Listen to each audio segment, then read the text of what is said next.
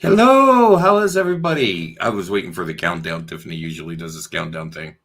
Didn't realize there's not a countdown thing going to happen this time. Still getting used to StreamYard, getting used to setting it all up and getting everything going with it. I am enjoying this. I'm getting used to it. I'm having fun with it.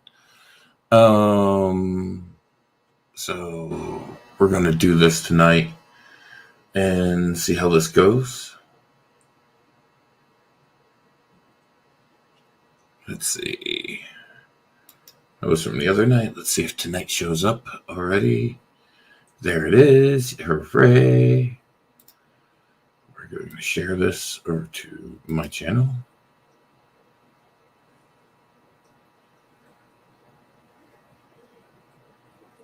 There we go.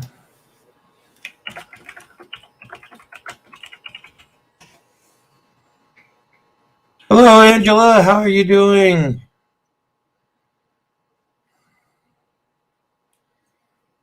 Oh, I've got to get I haven't lit the Palo Santo yet tonight. Hi, Michelle. How are you doing tonight? Hi. How's everyone doing? Oh, jeez. I got the torch cranked all the way up tonight. Gotta turn this down.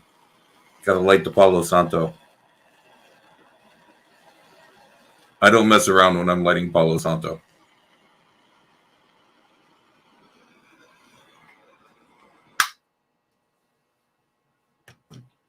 I am doing amazing. It was funny earlier. I was having trouble waking up though. I was so tired earlier, and I'm like, I have got to just get up out of my. Got to make that creme brulee, right, Sunday? But I was like, I have to just get up out of my recliner and go back to the office and sit down and just get back there and just get everything set up. And that's what I literally had to do. Plus, you just saged your house. Oh, I've got some sage, but I love using Palo Santo, especially back in the office. Because I'll set it over here in the ashtray and just kind of let it go. But I did pick up some caffeine. It's one of my guilty pleasures, especially when I'm doing readings. I love me a frappuccino. Like if any of you ever meet me live and want to like bribe me for a reading, a frappuccino will get you a reading right off the bat. Especially a caramel one. It's my favorite. They didn't have caramels where I went and grabbed this one, so I picked up a mocha, and then like later I was by another gas station. I'm like, I picked up a caramel one and had it then, so I saved this one for tonight.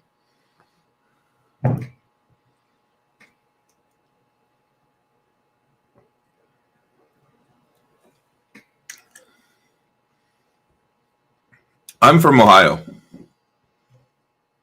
And then, of course, like my favorite go-to drink to staying hydrated is body armors.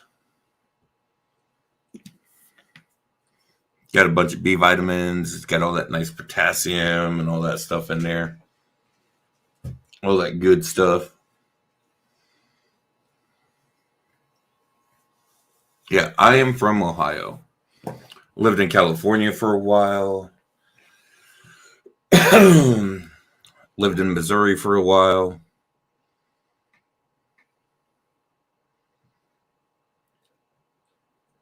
You're from California? Yeah, I'm from Ohio. I lived in California for about 7 years and then ended up moving back to Ohio.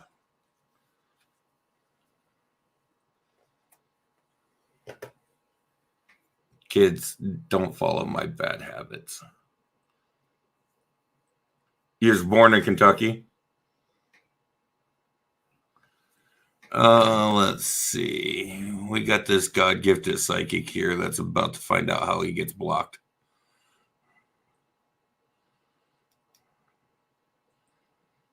Jesus, he nailed several people with messages, didn't he?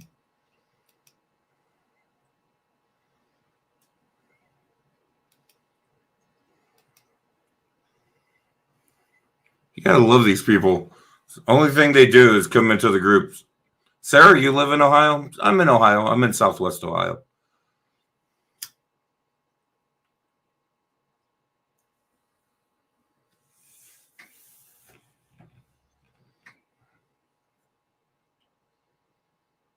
Oh, hold on. Let me see.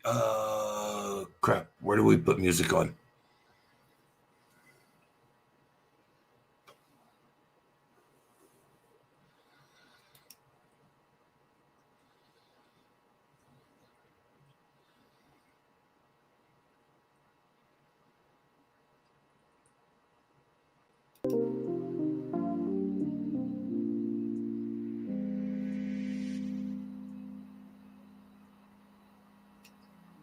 Turn that down real low. Like,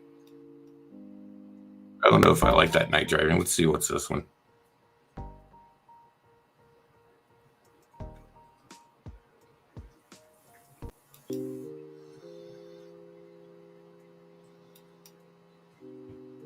There we go. You're from Western Canada? Nice. We got people from all over the place. Yay! That's what I think's neat about doing this is you can meet people from all over the world. Like, I've got friends from New Zealand, Australia, Japan, just all over the world. All over.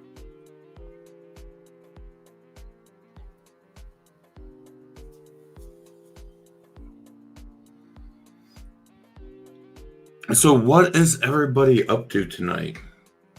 I'm going to be doing readings tonight, but we're also doing spiritual Q&A, so you guys feel free to ask any questions you want.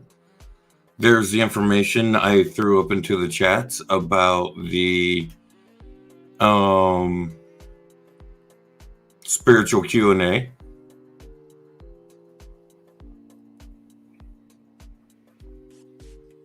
In the readings.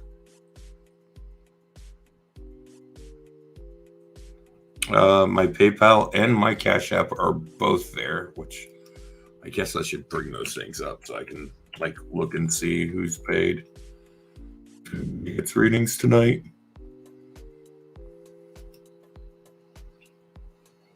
This is what happens when I'm not fully awake before I go live. Because I'm I just have to get up and just do this. If not, I'm going to sit here and I'm just going to sleep and I'm not going to get up out of this chair until 4 o'clock in the morning, and I'm going to feel like crap because I fell asleep in a recliner.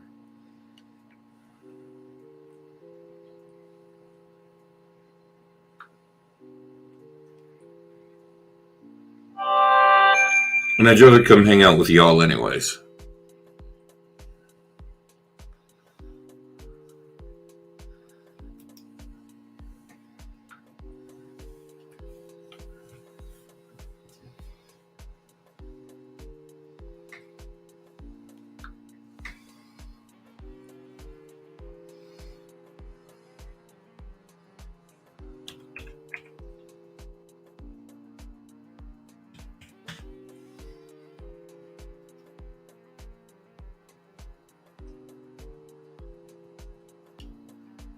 Oops.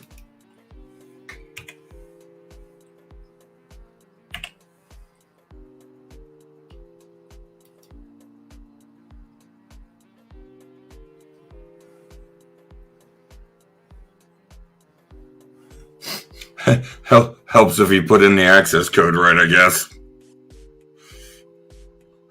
Who knew?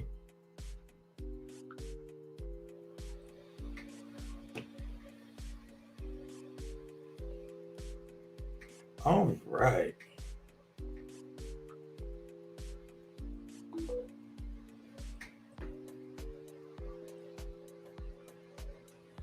So, for anyone who does decide to get a reading tonight, I'm working with my Halloween deck once again.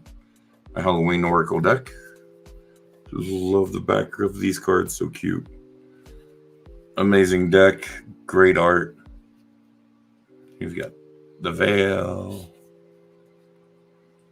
Ghost, zombie, black cat, the owl.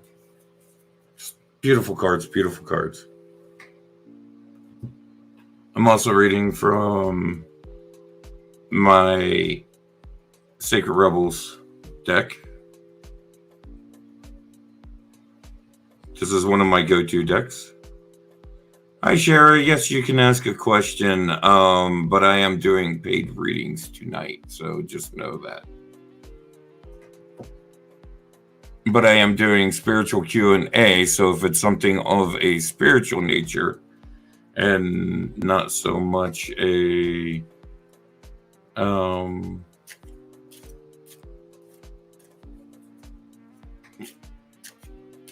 ordination, like a divination type question, then yes, for sure.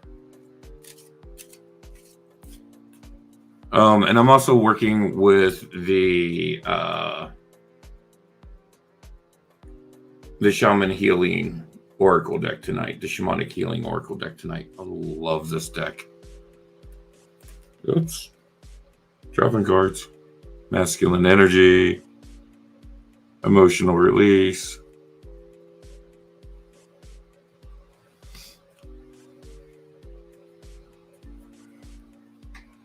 So if anybody has any questions, feel free to ask. So those are the decks I'm working with. I also got my runes. I'll be working with the runes.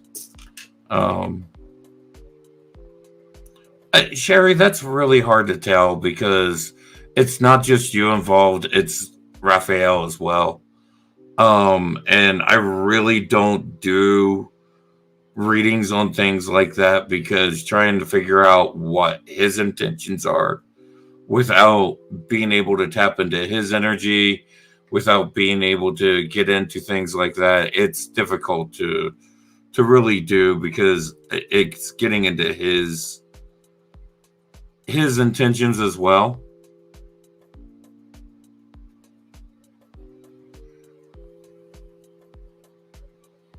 And I don't have his permission to tap into his energies and to tap into him, so I'm not going to do so. That's just an ethical thing. If I don't have someone's permission to tap into him, I will not do so.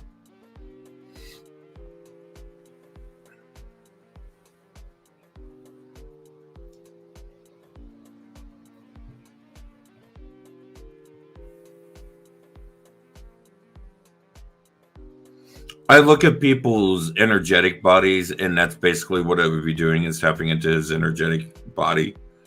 I look at people's energetic bodies as no different than their physical bodies, that I wouldn't want some stranger just coming up and touching me. My physical form, so I don't necessarily want that in an energetic form either. So that's why I don't work with couples where both people aren't present together at the same time.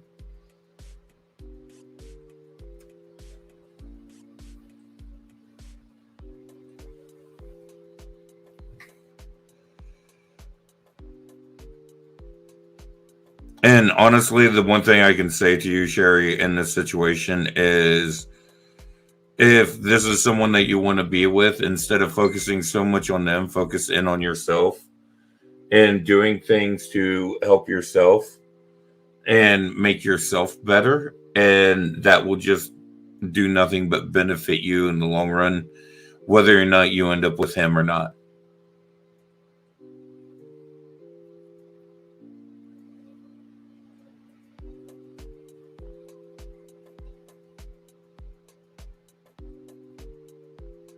It's don't fixate.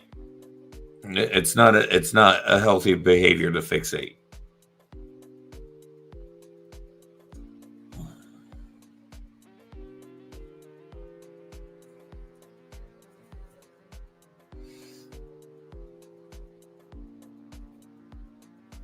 And if you find yourself fixating, ask yourself why you're doing that.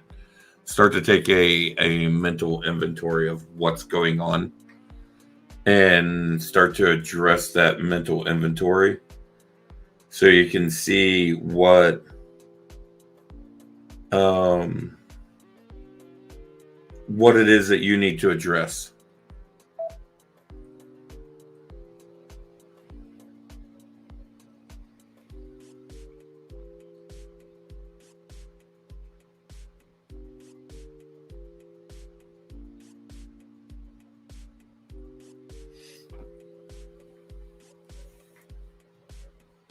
That is the best advice I can give you right now, Sherry.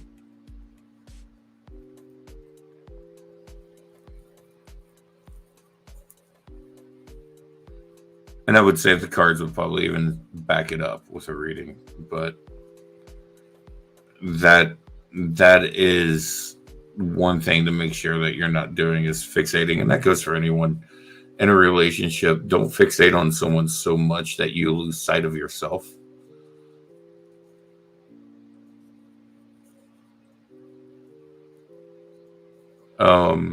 That person should enhance your life.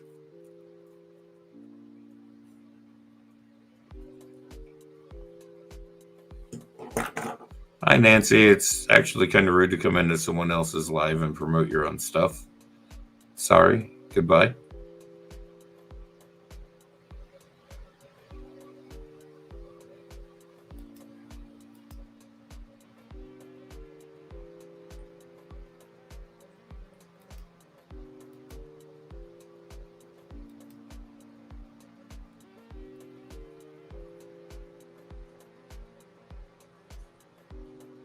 So, yeah. Anybody else got anything they want to talk about or anything going on? Anything cool going on? What you guys got going on this weekend? Anybody got any big plans?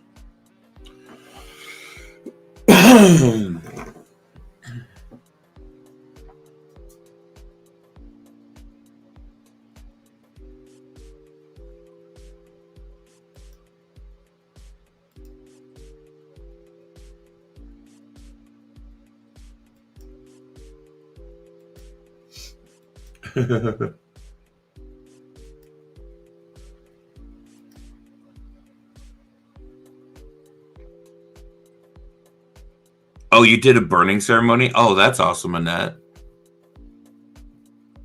I like doing burning ceremonies. They're very healing. Did you do them where you write out the letters and burn them, or did you do like bay leaves and burn those, or just kind of whatever? Kind of a mixture.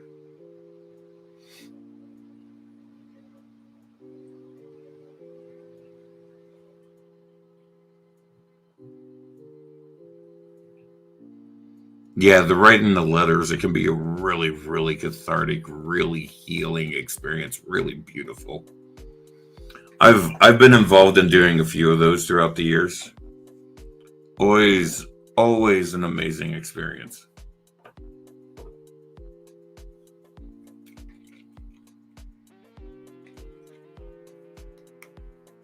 I used to work at a campgrounds, and there was times when groups that I would be facilitating for would do these, and so like I would have to be there while they had the fire because I was the liaison for this group to the campgrounds, and if they had a fire going, I had to be there to maintain for safety. And so like I would get to witness them doing some of these things around the fires and stuff, and then there was times where I was actually involved in them as well, and I've helped lead some as well, and they're all always beautiful, beautiful, beautiful. That's awesome. That's really awesome, Annette. I'm glad you guys got to have that experience together.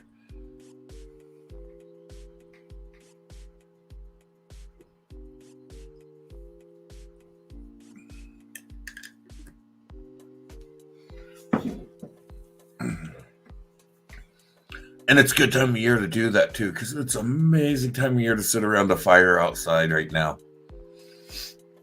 If I had a fire pit on my property, I probably would not be inside right now.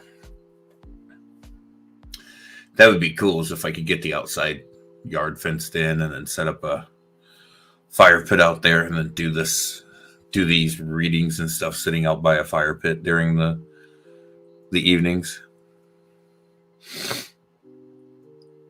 That's really cool that you got to share that within the family too.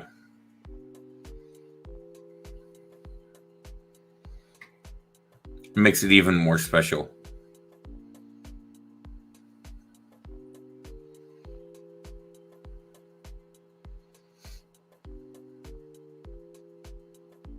It makes it a lot more special when it's something like that.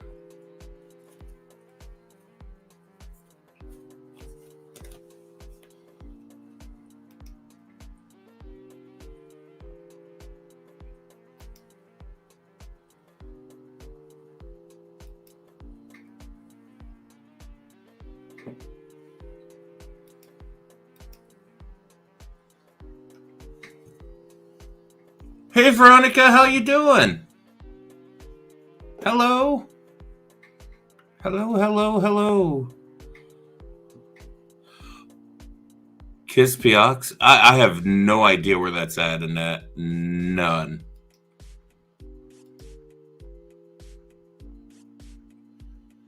Oh, you're getting over a flare-up, Veronica? I had a little bit of a flare-up. Not too bad of one, though. It was actually kind of mild as far as... Oh, yeah. I'm further north. I'm up in Ohio, so the hurricane didn't get to me. Hi, Neen. Hopefully I'm saying that right.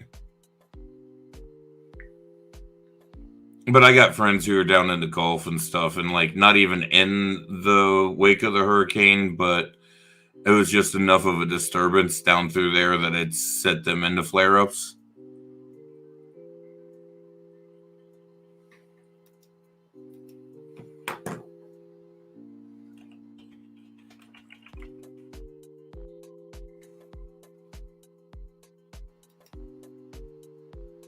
Yeah, yeah.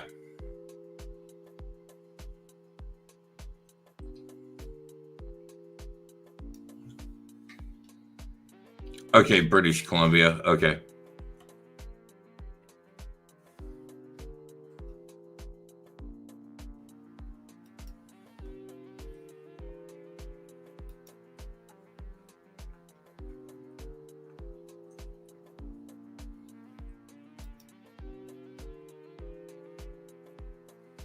Nice.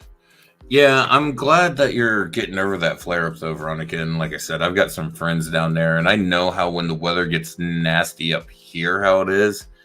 I couldn't even, and I know it's the barometric pressure shift that causes those flare-ups, and so I can't even imagine what that's like with a hurricane. I think that would wreck me. I gotta be done.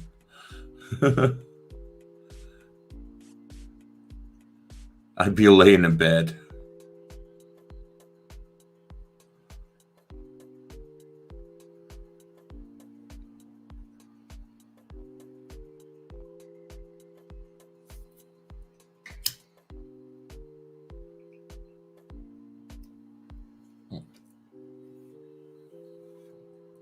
I've got a walker, crutches, two sets of crutches actually, and a cane. Flare-ups for people who have autoimmune disorders, we refer to like when we're having an autoimmune attack as a flare, as a flare-up. And so, like for me, I have fibromyalgia and lupus. When the fibro flares, it's an attack of the nerve endings, or the nerves are misfiring and causing pain signals to go out throughout the body. With the lupus, when you're having a flare up, lupus can attack every aspect of your body. So for different people, it attacks differently. For me, a flare up attacks my joints and like my tendons and my muscles. For me, it's like muscular and skeletal, is how my lupus attacks me. For some other people, it's more different organs. It's kidneys, it's liver, it's heart, it's lungs. It can be the brain, it can be the skin. I mean the hair. Like every aspect of your body, if you have lupus, can be attacked, and it can actually advance to where it's like where it's not attacking like my other organs right now. It could in time decide to turn and start doing that. And that's just the natural progression of it.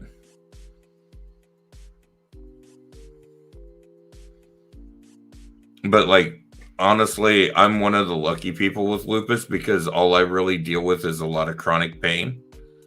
I do have some joint and muscular skeletal issues. Nothing really severe, just stuff that causes me more pain than anything. And in that sense, I'm really lucky with people who deal with this autoimmune disorder.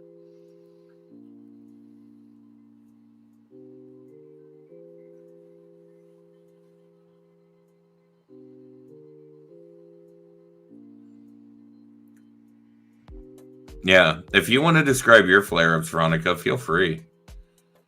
I mean, they can get to be pretty rough and pretty intense if you've not dealt with them. But at the same time, they're not that hard to get through and stuff if you know how to handle them. There's medications. I mean, they can be pretty brutal. Don't let me get don't let me take that away from anyone. They can be really brutal, really intense. But we learn how to get through flare-ups. We learn how to manage them. Like, I can't work a regular job because I can't go and sit for 8 hours and risk not having some kind of minor flare up throughout the day that would cause me to have to stop working and like go lay down. Some days I'm fine. I can sit for several hours. I can do things. Other days, it's a challenge to get up out of my bed and walk down the hallway to go to the bathroom because the pain is so bad.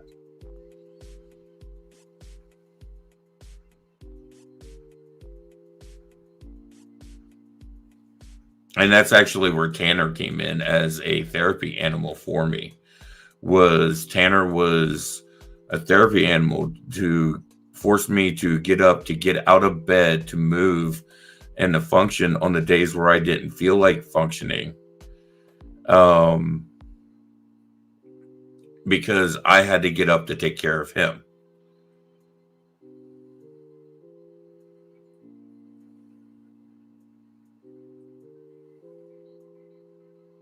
Oh, wow. Yeah, see, like, there's times where I can't even sit. It doesn't matter wheelchair or what. I've got to lay down. I'm in so much pain.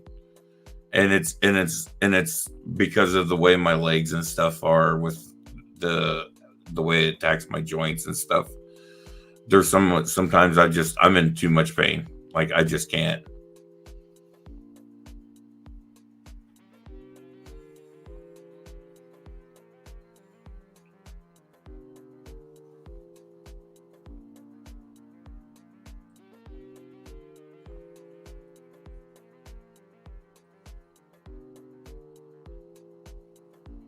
It's over where you cry. You have two toddlers, and some days you can't cook. Oh, yeah. I mean, I totally completely understand what that's like. And when I lived in a big city, I used stuff like that. And I live in a small rural town where right now we don't even have a restaurant in this town. Like, the closest place to get anything, like, we have a couple little stores here. Like, there's two little gas stations that are like convenient marts, and then we have a Family Dollar here. But to like really go hit up a store or buy something that's like a restaurant or something, you're talking at least a 10-mile drive one way. And just like DoorDash and stuff like that just doesn't do it here. Now, one of the grocery stores will deliver groceries here, but like you have to set up a delivery, and sometimes it's not even the same day. Sometimes it'll be like delivery will be the next day.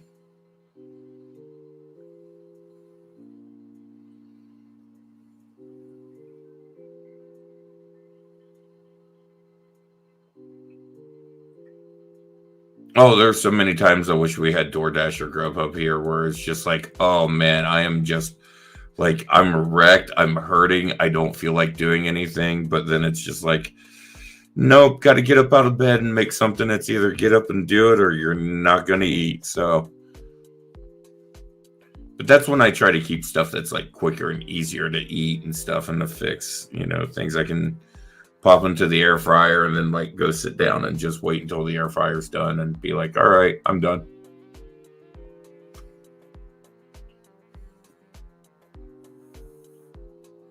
Because like, I love to cook. What gets me though is doing dishes, because I'm 6'7", and sinks are not designed at a height for someone my height to stand and do dishes at. Oh, my back kills me trying to do dishes. It is no good at all.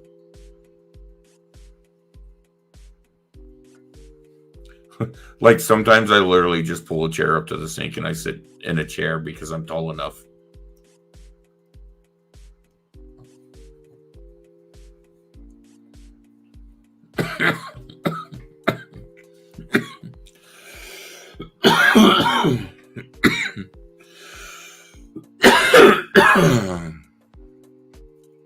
Yeah, I know people. Yeah, like I'll use the same chair for the stove and stuff too. Like I'll pull it over to the stove.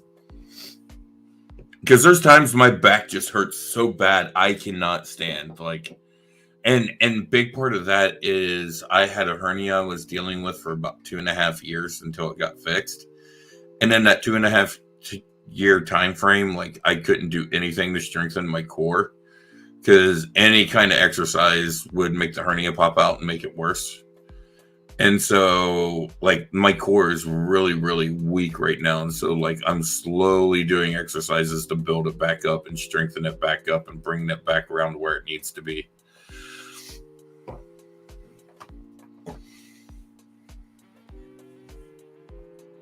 It was brutal. It was brutal. And I finally got it fixed back in April. And it was just because it got to a point to where it came out and it wouldn't go back in. And it was causing me severe pain and making me nauseous. And like, there was a threat of damage to the intestine if they didn't take care of it at that point in time. So they went in and actually fixed it finally.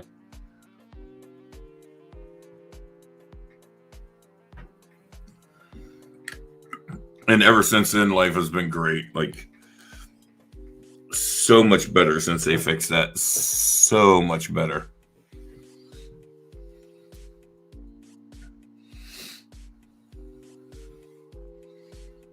Like, amazingly better. If anybody is interested in readings tonight, I'm doing readings. Also doing spiritual Q&A. So if you got any spiritual questions you want to ask, and there's no price for those. That's just, chit chat. If you have any spiritual topics you'd like to hear a discussion on. Oh. Veronica, you want a reading. Thank you. What deck do you want a reading from?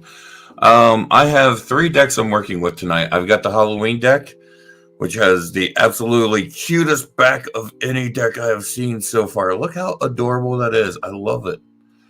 And then, like, the cards themselves are gorgeous.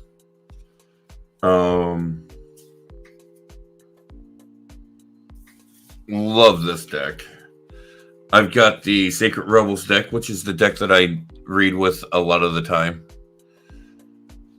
I know you've seen me read with this deck.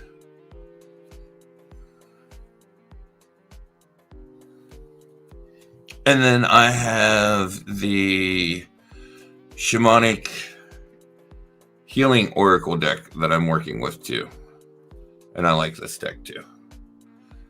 Only thing is, cards on this deck are really hard to show on camera because of the glare.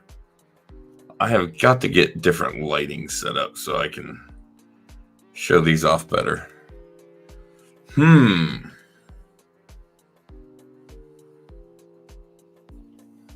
Let's see.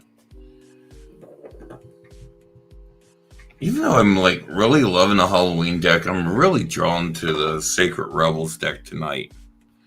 Just kind of a general reading. All right, let's see what we get.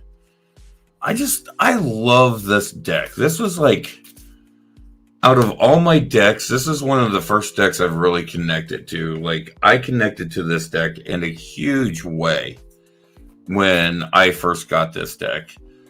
Hello, Allison.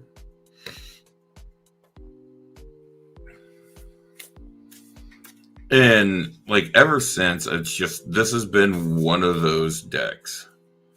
Like I've got a couple other ones I like. I just don't use them in live readings as much. These are the ones that I like really, really like. And so these are the ones I'm kind of tending to go to right now. And I've got another deck actually 2 more decks I'm going to be picking up off of Brittany. One is I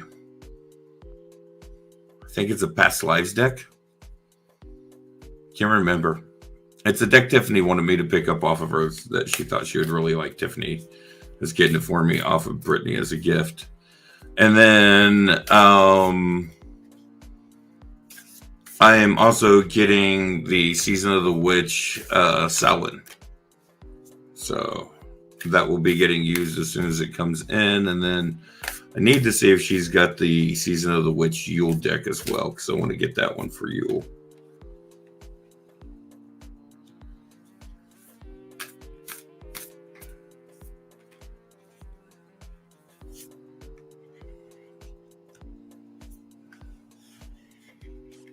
All right, hold on. I got to move cards around so I have enough space to lay all this out. I can't wait till I get my new studio all built up and everything, because I'm going to have an area designed just with a nice big deep desk with space for reading cards, for doing layouts, doing really nice layouts, and I'll be able to have it on camera so you can see the layouts and everything real nice on camera. And there's... Okay. All right, Veronica. We'll go down through the cards and then we'll start to read just like we always do. So the first card you got is the Sacred Fool. Really like this card. Then Against the Grain. Inspiration.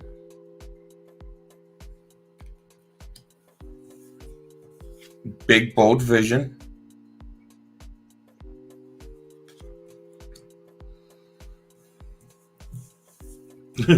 This one didn't want to come off of the desk. Conscious Connections.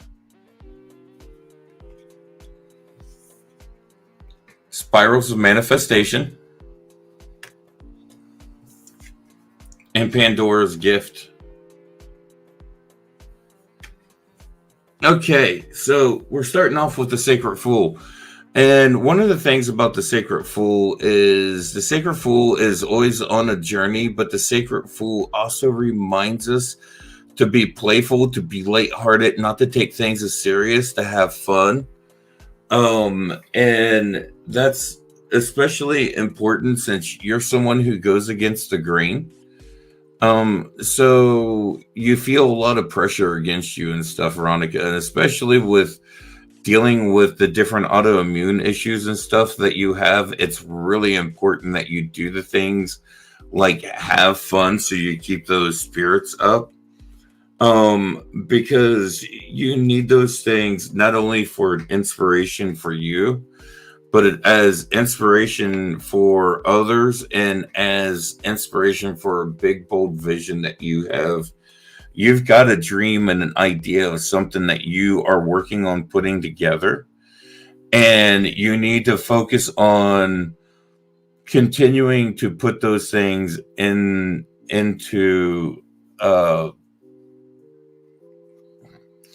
you need to continue working on putting the things that you need to into place for that vision. Kind of like work with storyboards if you need to. Work with dream boards, work with vision boards, whatever it is that vision or that goal is, that big desire.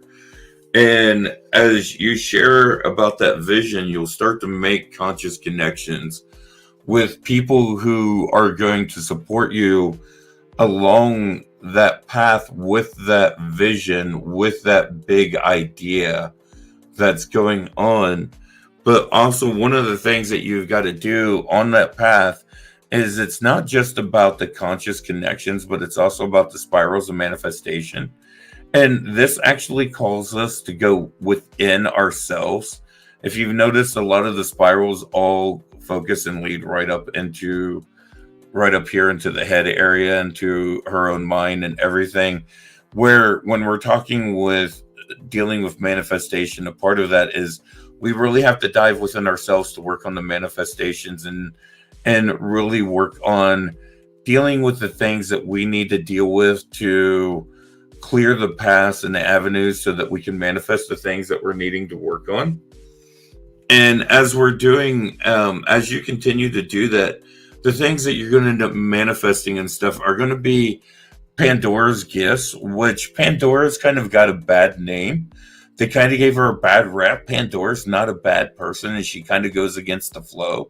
Because actually, Pandora's gifts are all really positive. Pandora comes with a lot of strong feminine power. Pandora comes with a lot of divine gifted blessings. Pandora comes kind of like a muse.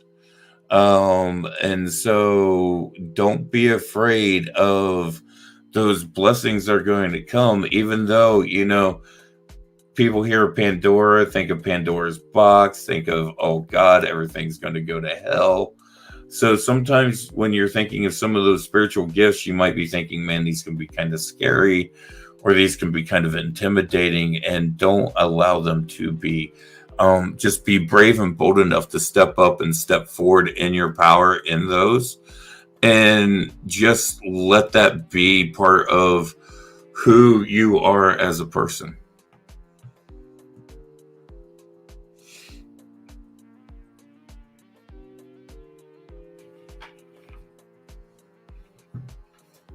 Hold on a second. I just got a message.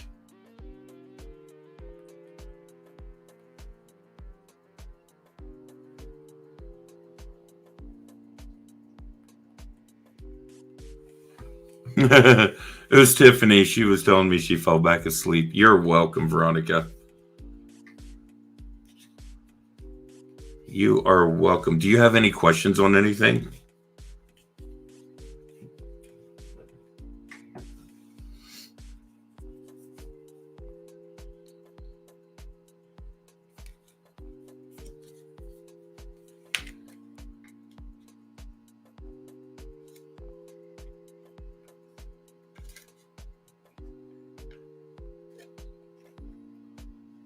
You're very welcome. If you have any questions, feel free to ask. I like answering questions.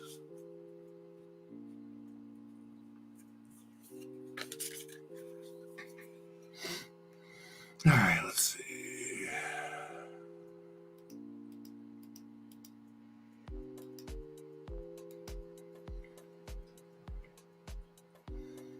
Yes, that is like being an empath is considered a gift. Being able to read someone would be considered a gift.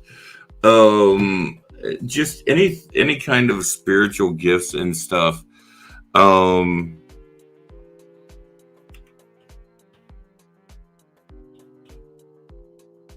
Those are gifts that you'll be working on and with, and don't be afraid to receive those gifts. Like, some people might be intimidated with them, like especially people who are a medium.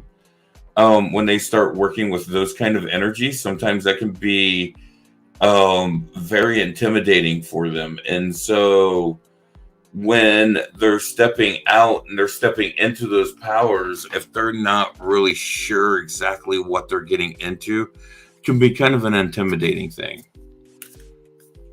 Just don't allow yourself to be intimidated by that as you're stepping into it. Because they're divine gifts that are being given to you. They wouldn't be given to you if you couldn't handle them. It's just, don't let the fear of what these gifts are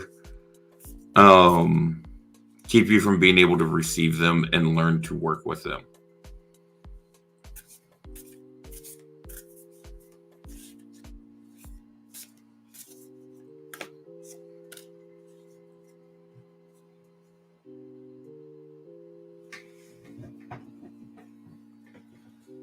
Yeah, don't be afraid to step up and into your gifts.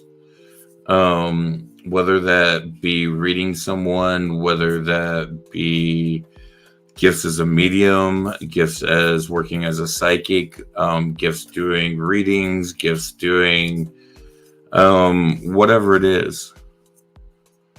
Don't be afraid to step up into those. And if it's something that you're unsure of how to advance in it, then seek out those who can help you with that as well. Seek others that can provide you insight and training into those gifts, but look out for people that are just there to like try to scam you as well. I mean, you got to use that discernment. Hi, Bina.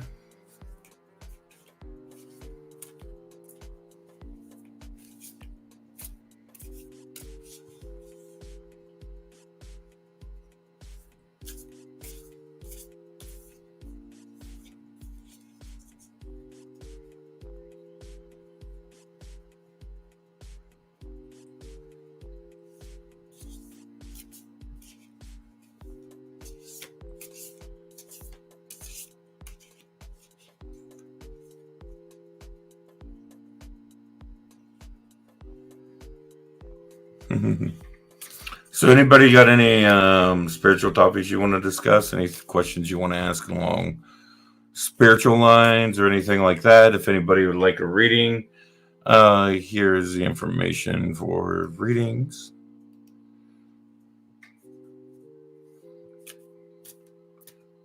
You can reach out and let me know that you have requested a reading.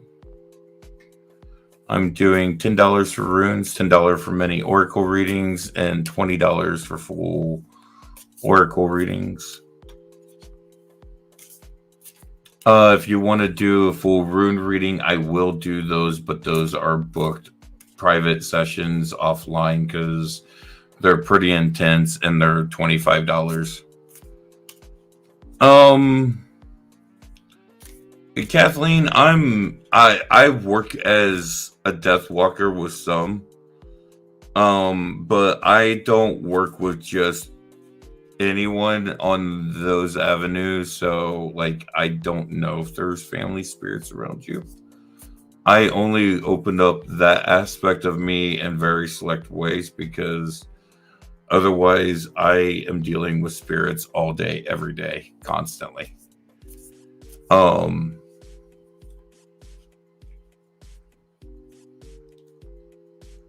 There's family, but honestly, there's family spirits around most of us. But I don't know who's around you. I can't tell you, and that's not what I'm here to do. I'm not here to do mediumship right now. I'm not set up to do mediumship tonight. I'm not prepared to do mediumship tonight. Maybe on a night when I am, that would be a whole different ordeal. But tonight I am not. Tonight I am simply doing runes, oracle, spiritual Q&A, and that goes into doing a whole different level of working than what I'm set up to do tonight.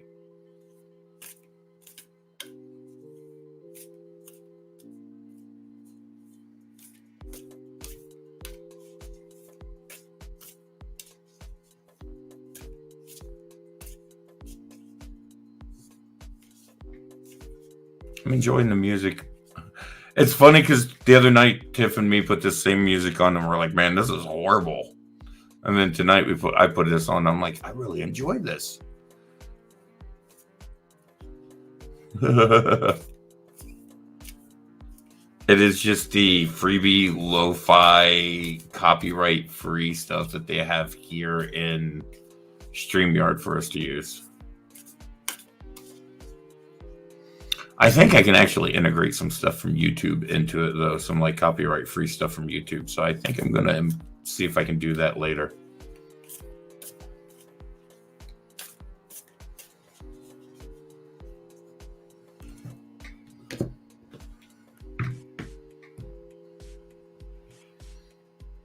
Do you have any other questions, Veronica?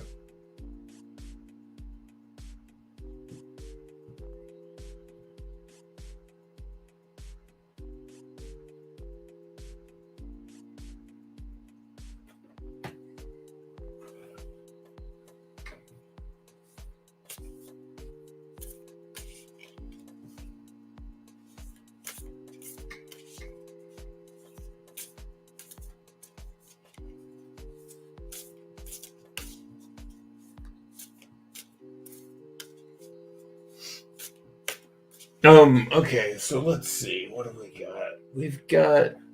Well, we're starting off in October, so we're getting ready to come up on Samhain, which is coming up on the 31st, aka Halloween. And so like the other night, Brittany done an amazing live with Tiffany where in the beginning of it, they were talking about the thinning of the veil. Brittany was talking a lot about it, and then Tiff came on and they talked more about it, and then they went into talking about some of the crystals and stuff. But they was talking about the thinning of the veil, which is what's currently going on right now. This is the time of the year where the veil starts to thin, and it reaches its thinnest point on Samhain or on. Hi, Rory. Hello. Thank you. You sent 20. Did you send it to Cash App or to PayPal? All right. I got it. I got it right here. Rory, what deck would you like a reading from, my friend? Would you like from the Sacred Rebels deck, which is one of the decks I've been reading from tonight? I have got the Halloween deck, which I absolutely love this deck. This is a very fun deck as well. I was just talking about the thinning of the veil and everything going on. And then I've also got the Shamanic Healing Oracle deck going on, which is a really, really nice deck too. So you let me know which deck you would like me to read from for you, and I'll pull for you. I got it. Got it. Thank you so much.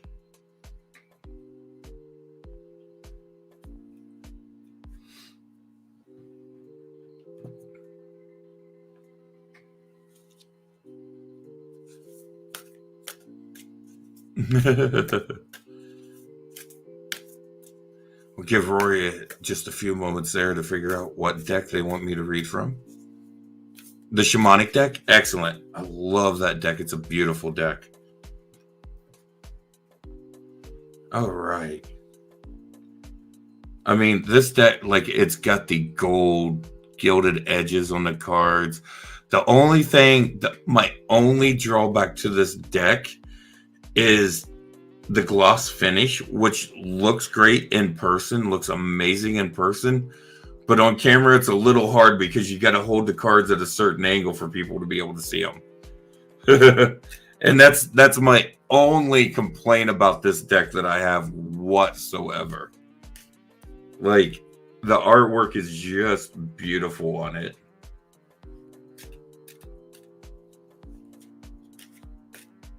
It's just gorgeous, gorgeous, gorgeous deck. I love this deck.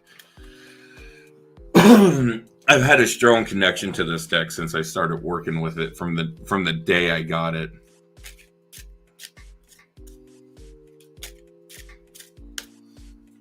So you just going for a kind of a general reading, Rory, or you got something specific you're wanting to dive into, or just kind of wanting to see where the cards go?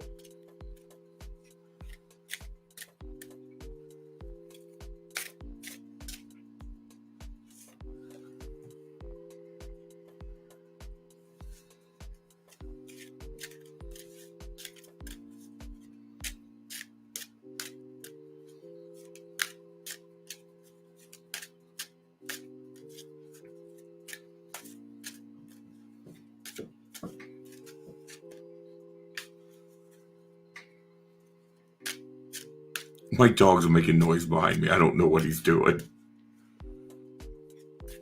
Okay, just see what they want you to know.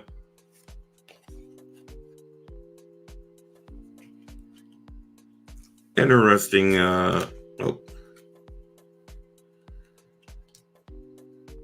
Interesting run of cards here so far, Rory. I'm liking these.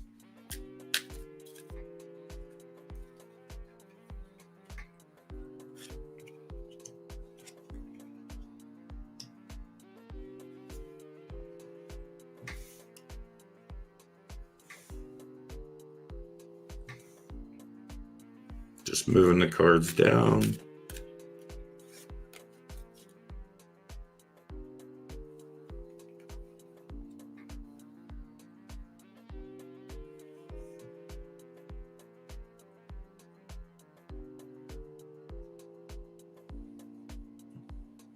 All right, Roy.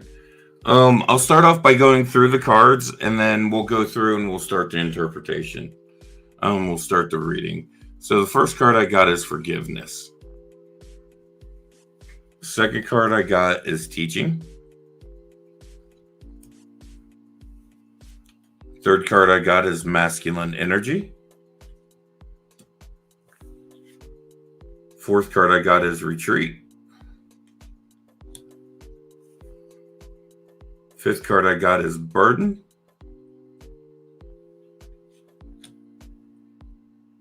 The sixth card that I got for you is sacred space. And the final card is movement into balance.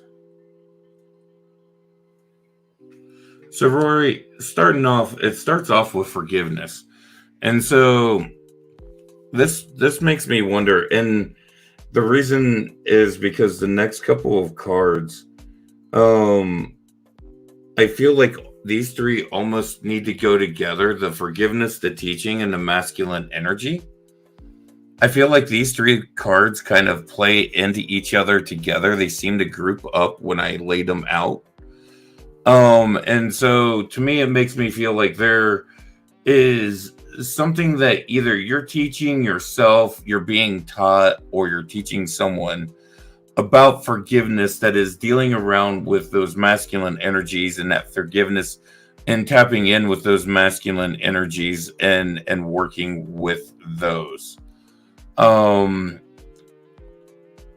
The next card that came in after those three, which those three just seemed to really kind of, it was that forgiveness, that teaching, and that masculine energy. And those three coming in like that, they just really seem to pair together. The next card is retreat, and this talks about, it's really taking that time to rest and get things in order, and to bring things into alignment, to bring, like it uses the phrase, bring your ducks. You bring that? Okay. So so you teach forgiveness, and you teach standing in your masculine energies. That's great. That's amazing. So the cards are right on with that. The retreat, maybe this is actually not calling, since you teach that, maybe this card takes on a different meaning than with a retreat, of maybe calling you to start a retreat for teaching people how to stand in that forgiveness and to stand in those energies and those things.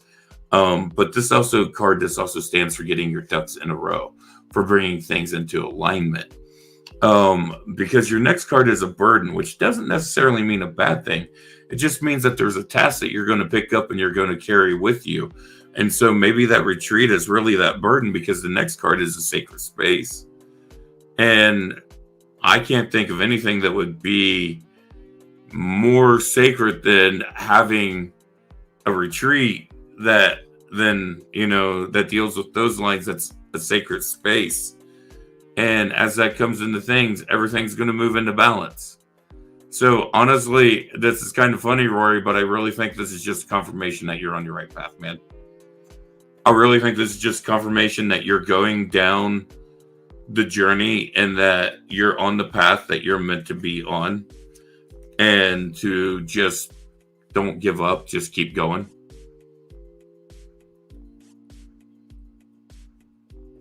There's no way I would have known that about you before these cards pulled out exactly in that order.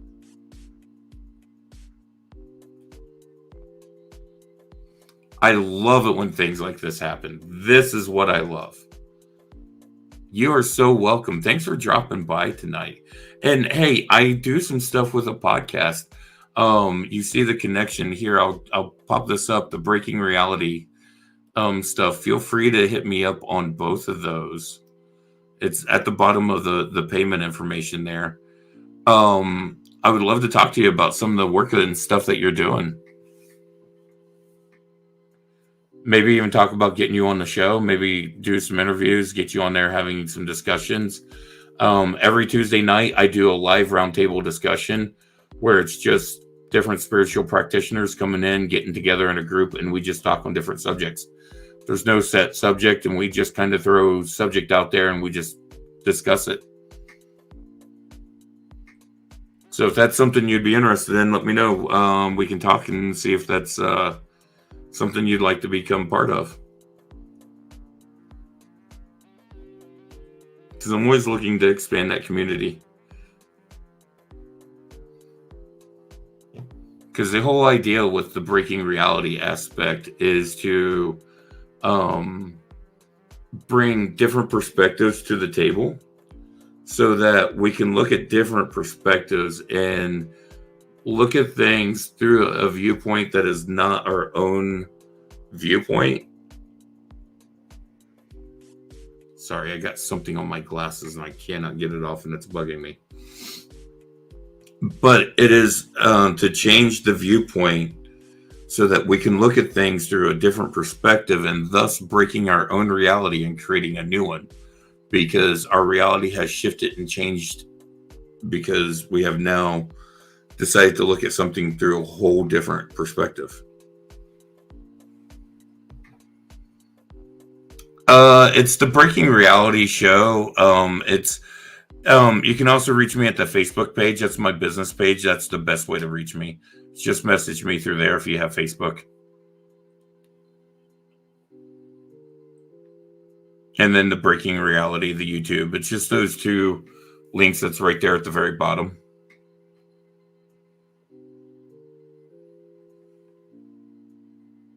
But you can message me at either of those.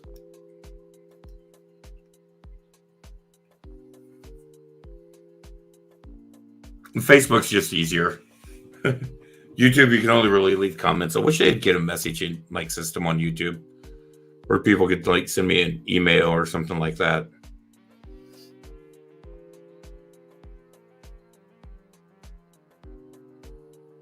But yeah.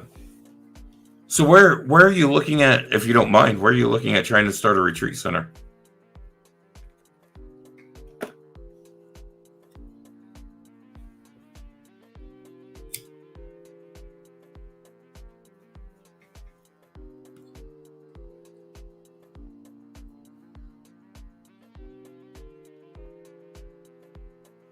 Washington State, awesome. Very nice. Very nice. It's really nice up in that area too. I've been up through Washington State, spent a lot of time in Oregon, a lot of time in Northern California. I lived in Northern California for about 7 years. Just that whole area is gorgeous.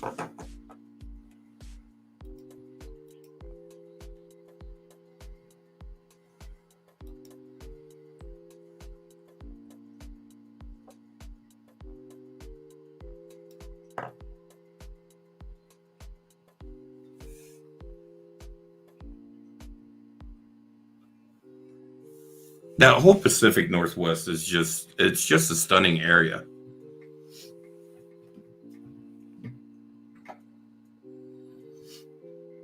I used to drive from Sacramento, California up to Medford, Oregon once a month. I had some friends who had joint custody of, the lady had joint custody of the kids.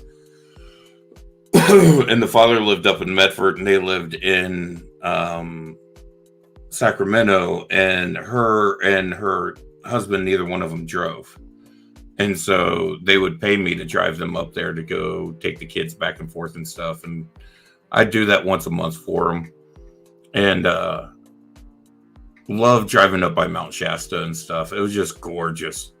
Just beautiful, beautiful, beautiful. Mount Shasta is just awesome.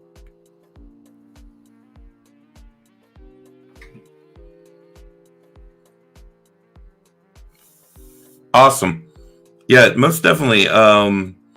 Hit me up on Facebook if you've got Facebook. Just send me a message on the Breaking Reality, the show on Facebook, and we'll talk from there. Most definitely.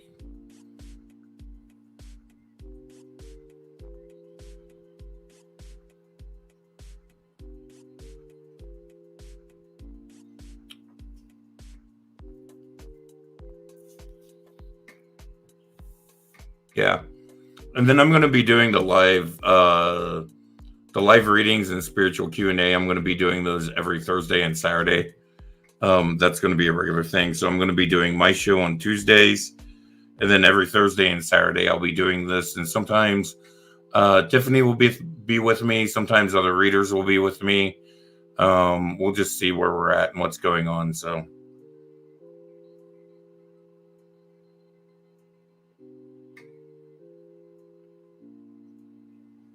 I don't know what you're talking about. What's rumored as Red October?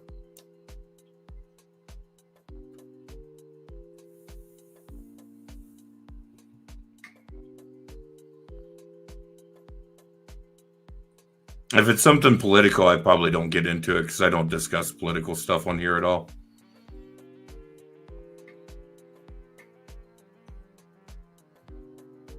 Yeah, I try to keep things more spiritual and stuff.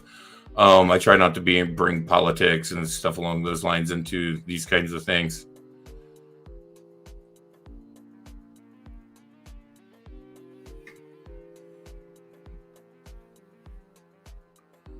I mean, we can all speculate what's going to go on, but then we're just doing that as speculation. And some of that can just be fear mongering. And I don't see any point in feeding into fear. It doesn't do anyone any good. And so, I mean, I understand the reality of understanding that there's potentially some bad shit that's going to happen. But also, I try not to focus on that.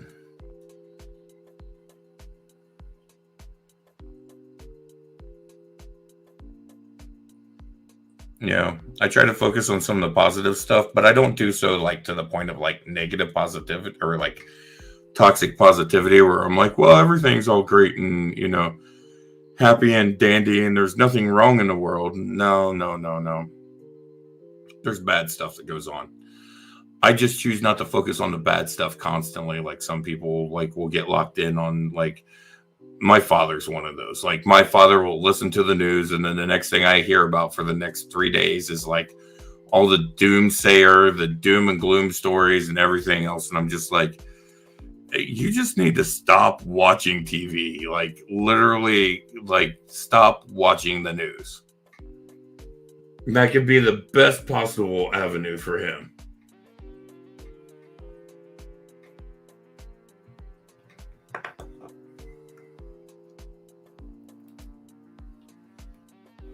Hi, Josie.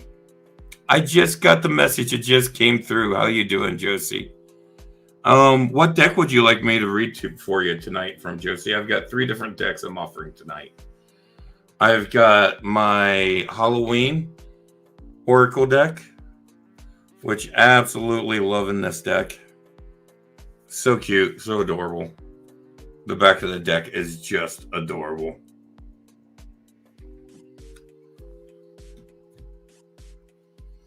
I have the Sacred Rebels deck. This is an Alana Fairchild deck. I love her decks. The art in this deck is just gorgeous. You want to do the Halloween one?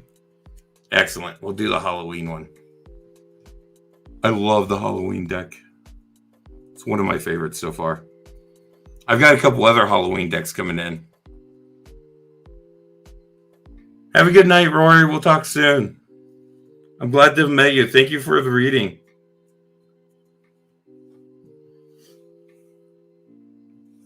So, all right. So I do have this deck, and I haven't started offering tarot yet. I'm going to do it on the 31st because I'm going to officially break this deck in as coming back to read tarot for the first time in like it's been since my 20s. But I have this deck that I'm going to read on October 31st. So I'm going to do tarot readings from it. And I'm also going to get the Jack-o'-lantern tarot deck. And I'm getting a couple other Halloween-themed Oracle decks.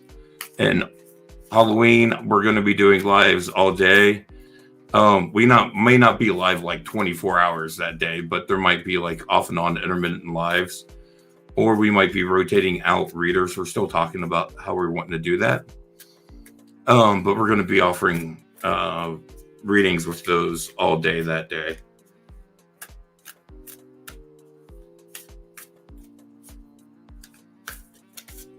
And then again, I'm going to offer same things with Yule. And we're also talking about offering like some giveaways and stuff that day as well.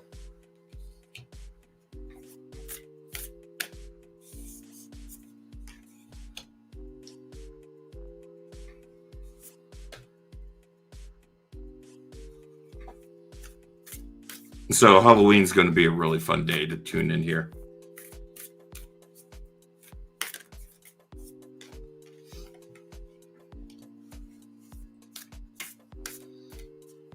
You're getting some interesting cards here, Josie.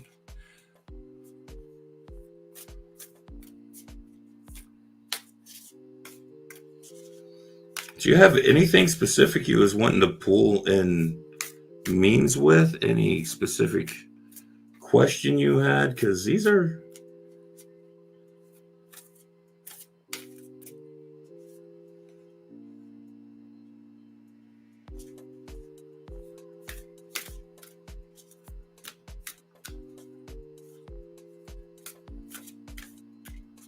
I love this Halloween deck so much.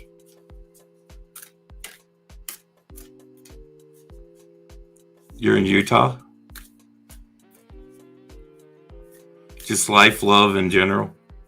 Well, in general, this is... I mean...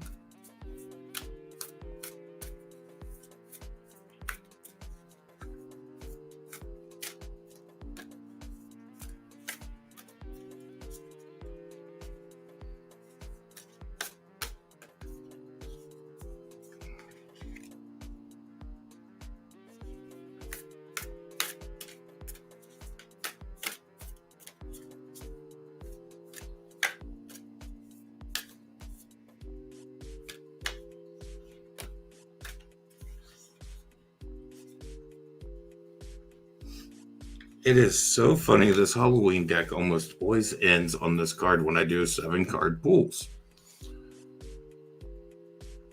And there's like 36 cards in here, but it always the 7th card always seems to be the same card most times. So we're going to run through your cards, Josie, and then we'll start the reading. So your first card is the apple, which stands for risk and reward. Your second card is Brambrack, which is like a sweet bread, and it stands for sweetness and synergy. It's kind of like a sweet and savory type thing. You got invisibility, which stands for authenticity. You have the skull of darkness, which stands for blind spots. You have the skeleton, which stands for strength. You have the owl, which stands for wise seeing, wise action. And then this card pops up for so many people in that final spot is the trick or treat card for mischief and play. So, in starting through this reading, Josie, the first card you got is the apple, and it talks about risk and reward. And this card is very important because it kind of talks about, like that risk. And then in the book, it talks about the poison apple and the Snow White, and she took the risk of eating the apple. But then in the end, her reward ended up becoming she got the prince. She found her Prince Charming in the end after everything went through. And so it was the risk and reward. But it's very important that we take risk in life, because if we don't take any risk, we don't have any rewards that come up. And the thing is those risk and rewards can often lead to things that are very sweet for us. And they bring us a sweetness and a synergy. And that sweetness and synergy, as that comes into your life from those risks and those rewards, it's kind of like that benefit of what you've got. The sweetness of the synergy is that reward that you're getting for taking that risk.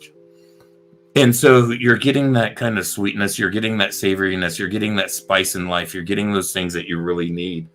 But one thing that you got to make sure that you're doing is that you're standing in your authenticity, that you're standing in who you are, and you're not allowing yourself to just blend in with the crowd. Do not become invisible. Make sure that you step out and you stand out. And as you're doing that, make sure that you're keeping an eye on your blind spots to make sure that nothing comes at you from your, kind of gets you for where you're not seeing. Because, we always have these blind spots, especially when we're stepping out and we're doing things and we're really trying to be us. We can get kind of tunnel visioned and we can kind of look towards one goal, one thing, and we don't see other things that are coming up that are going to be problems for us. And so you need to be sure to keep an eye out for those blind spots on things that are coming into play. But you don't have to be worried, because when those blind spots come up, you can rely on your strength to stand strong. And that's not always just a physical strength. That can be a physical strength, but that can be an emotional, a spiritual, a physical, that mental strength. It can just be that strength of character that you need to rely on and stand strong as you're going through this. You are going to be, you got the owl, which stands for wise seeing and wise action. And so that means that you're going to have a point in time where it's going to be very pertinent for you to take the time to watch what's going on and use your wisdom to make the judgments before you start your actions. So you need to be wise like the owl. Take the time to watch your whatever it is that you need to deal with. Study whatever it is, and before you make that action, like the owl watching its prey, it studies it, and before it dives down to get it, it makes sure that it's taking the best possible course of action before it does so. So make sure that you're doing that as you're going in on your journeys, as you're taking that risk, as you're starting to reap those rewards, as you're staying aware of those blind spots, as you're stepping out into your true authentic self. Make sure that you're taking that wisdom with you along the ways. But the great thing is, as you're doing this, you get to have a lot of fun, because that's what the trick or treat card is about. It's about connecting the community. It's about connecting to the people around you. It's about celebration. It's about having fun. It's about being playful, and it's about being mischievous. And mischievous isn't like being mean. It's being playful, having fun, playing pranks, not mean-hearted or anything, light and jolly, things people are going to laugh at with you, not things that are going to upset people. There's a difference between being mischievous and being malicious. And the mischievous side is where you want to venture into and play and have fun. And so as you're going through and you're taking these risks and you're trying to reap these rewards, it's an important part of that is to allow yourself that chance to play, to have fun, to indulge in life. So make sure, Josie, as you're going through, and this definitely can tie into like the love life and stuff as well. Every single one of these cards can tie into that love life of, you got to take that risk and reward to find that person. And then you can get that sweet synergy with them, but you're going to have to stand in your authenticity for it. But you're going to have to be aware of blind spots that you might not have prepared yourself for with that person. In order to endure those, you're going to have to stand in your strength and use the wise seeing and the wise actions that you've developed. But make sure you're most of all, having some fun and playing and being mischievous and having some fun with that partner. If you look at this card, it's not one person on there, it's two. They're out doing this together. You got any questions, Josie?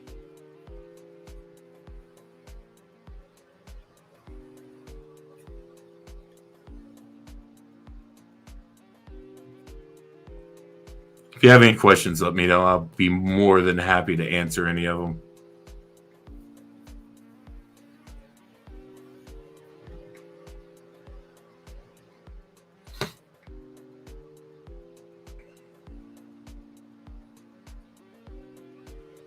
You are welcome so much. Thank you so much for requesting a reading. I absolutely love this deck.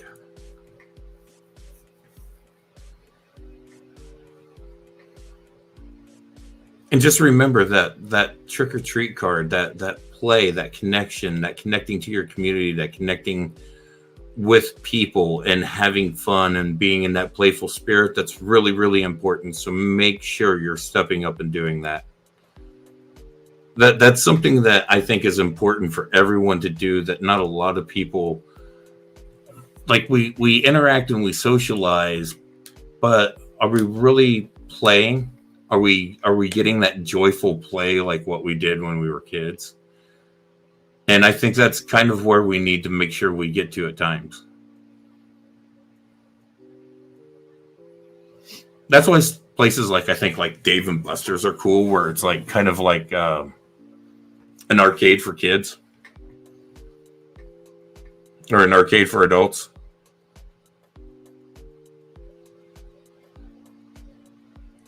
You want to do another one on love? Do you want to use one of the different decks?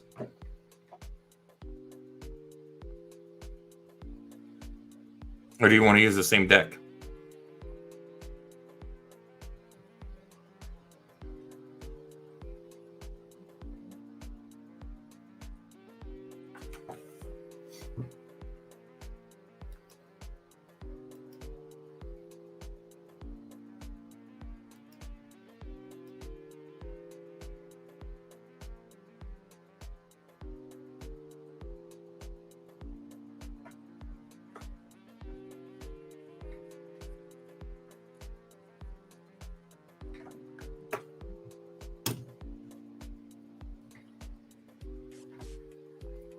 Excellent. Do you want to use one of the other decks, or do you want to use the same deck, Josie?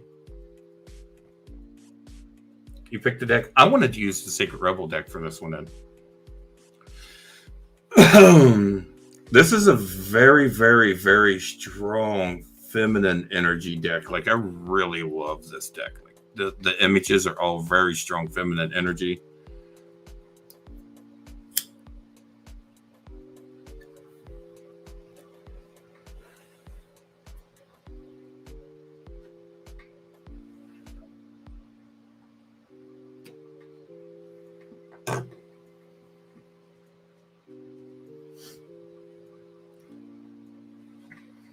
I got to get some Mupacho here real soon. It's a sacred tobacco that you can use for blessings and stuff. I'm just using regular tobacco on this right now. And right there's the first card that's popping. So we are doing this with your love life in focus.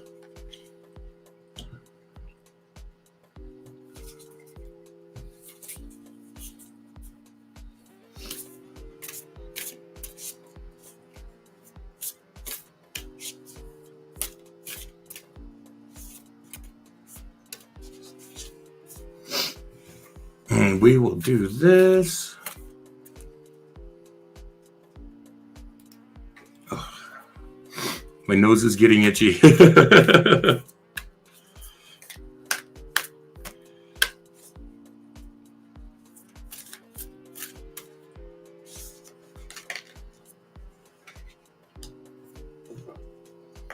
I'm liking the cards so far.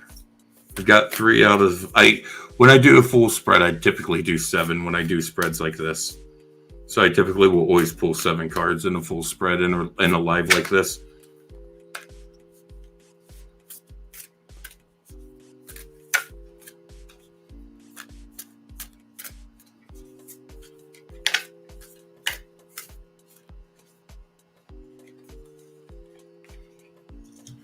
Huh.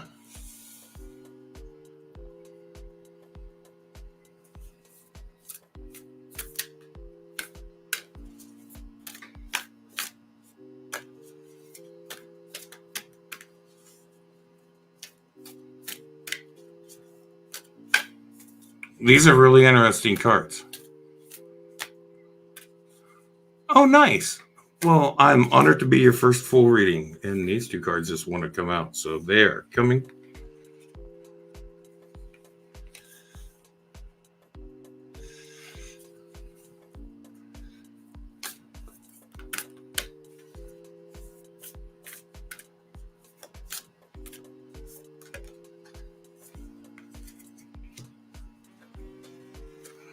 Okay, Josie, let's start down through these cards, but I pretty sure as I read these cards off, you're going to be able to interpret them because they pretty much tell the story right off the bat. And there's not like, I'll dive into them, but these are so blatantly laid out in an obvious pattern. So it starts off with what you want wants you. So what you're seeking wants you. So relax, hold of the darkness, and be at cause, which just means basically let go of holding on to negativity and stuff and just kind of be at peace, be at ease. Diving for the light.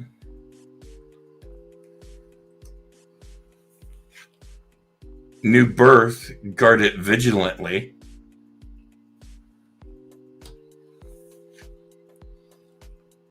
Heaven sent.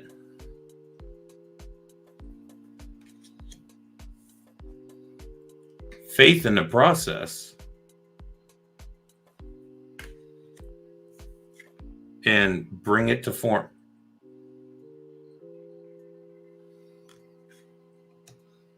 So, first off, what you want wants you. So, what you're actively seeking is seeking you as well. So, Josie, what the relationship that you're seeking, it may not be the specific person that you're seeking with, if there's a specific person, but that connection that you're seeking is out there seeking you as well. And you have to just kind of relax that hold of the darkness and be at cause. And so what you got to do is just kind of let go onto some of the negative thoughts and the connotations of I might never find this person, or this might not work out, or this is going to be a struggle, or why am I in this relationship if you're currently in that relationship, and just be at peace.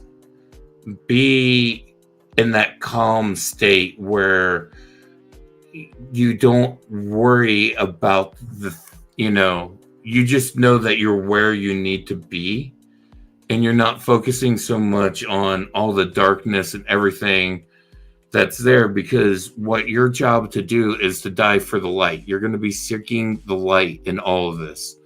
So you're diving for the light, and as you dive and you seek for that light, as these things come together, there's going to be a new birth that's going to come about, and that could be in the relationship, that could be a new relationship coming into being, that could be a matter of different things. But the important thing is, whatever it is that comes together out of that, Josie, it's very important that you guard it, you nurture it, you protect it, you give it the love so that it can grow in the way that it needs to, because it's something that is heaven sent to you. It was something that was divinely meant for you, but you just have to have faith in the process, and so that it will come into form. As you have faith in the process that this was heaven sent, and that you're going through a process of things that are preparing you and preparing that person and everyone involved in this relationship to be in the right place in the right time, so that everything works out the way it needs to. Have faith in that process.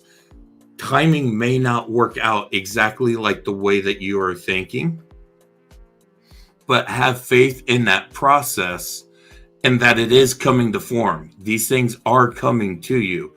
These things are going to come to pass.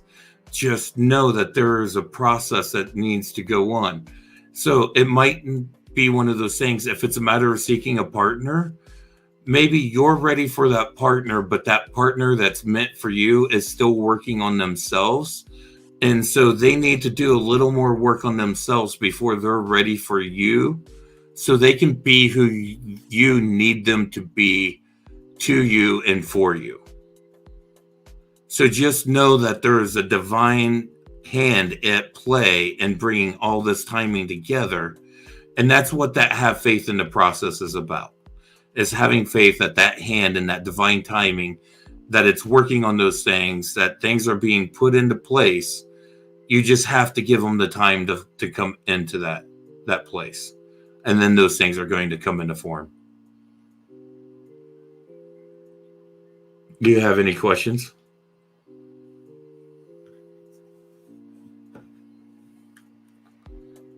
Hi, Daniel. If you'd like a reading, here's the information and stuff for readings tonight. Makes a lot of sense? Good. I'm glad it makes a lot of sense for you. And Josie, I'm so glad I could be your first full readings. And definitely pay attention. We're going to be doing some advertisements and stuff for the Halloween readings. It'll be myself and Tiffany and probably a few other readers. We're going to be doing, like I said, we're going to be doing readings all day on Halloween. Off and on, there'll be different readers coming in doing readings and stuff. We're going to rotate in and out. And so it'll be a lot of fun that day. We're going to just, we've got all kinds of ideas that we're working on and putting out. There's probably going to be some giveaways and stuff that day because, Halloween, you can't do trick or treat without having some treats to give out to people, right? So we'll see what we got. We will definitely see what we got. I've got some ideas for it too. Like I got several different ideas. Rachel, I'm probably going to go for a while. I just started about an hour and a half ago. Why? What you got going on? Or Rochelle, I am so sorry. I totally completely read your name as Rachel instead of Rochelle. I am sorry. And how are you doing, Rochelle?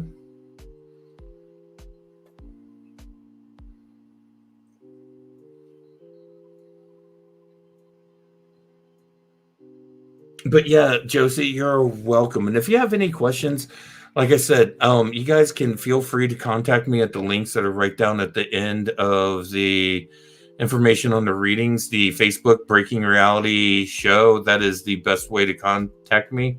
You can just send me a direct message through there, and I respond to those as soon as I can possibly get around to them.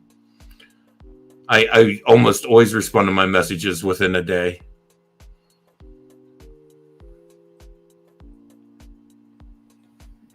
Well, I'm doing paid readings tonight. If you're interested in getting a reading, I'm doing partial readings. I'm doing runes for $10. I'm doing partial, or what would be called a mini read, for $10, which that's a 4-card pool.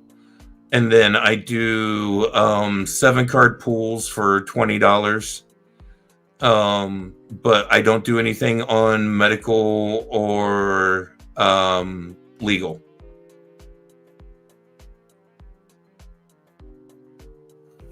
Yeah, no, Ashley Thomas, go away. You don't come in here doing stuff like that. That's rude.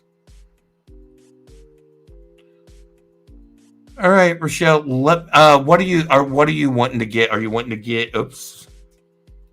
Yeah, no, we're blocking this person.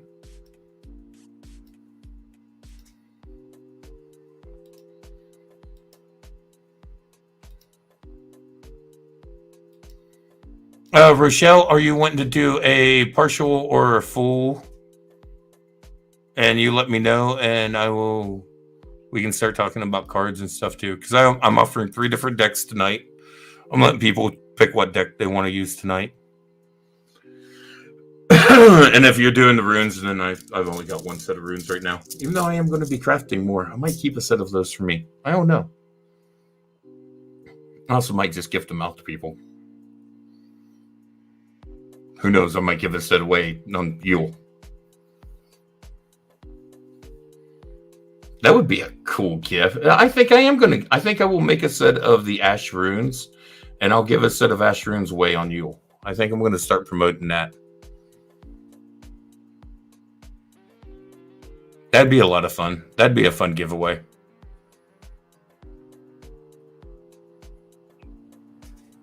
I used to do giveaways for the holidays quite a bit. I worked in the cannabis industry when I was out in California. I was a cannabis activist and a medical marijuana advocate and speaker. And I also worked in the industrial hemp field, and I got the nickname Big Hempy And I done what was called the 12 Days of Christmas, where I would, for 12 days leading up to Christmas, I would give away different gifts. I would give away little prize packages. And I had so much fun doing that. Maybe I'll start doing something like that again for the spiritual community. We'll do we'll do something leading up to Yule or something, or I'll just give away a handful of gifts on Yule. Because I'm going to do live readings on Yule too. Probably every major Sabbath. I'll do every major pagan holiday and stuff. I'll probably do some kind of readings and do some kind of event, giveaway stuff. You PayPal'd me? Awesome. Let me check PayPal. Sacred Spirit Designs, is that you?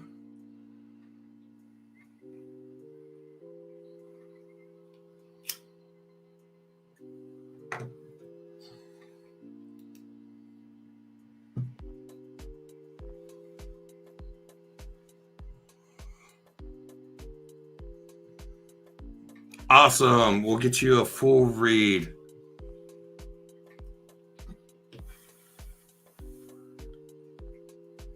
Do you want the Halloween deck, which is this one? It's funny that the Cauldron card keeps being on the bottom every time I pull this deck up. Because I have shuffled this deck a few times tonight. So that's the Halloween deck. I love this deck. God, this deck's so beautiful. This is the Sacred Rebels deck. This is one of my favorite decks. It's got the Maiden, the Mother, and the Crone on the back. These are just some of the cards in it. Just glorious, beautiful cards. Or I have my Shamanic Healing Oracle deck over here. This is the other deck I've got that I'm working with tonight.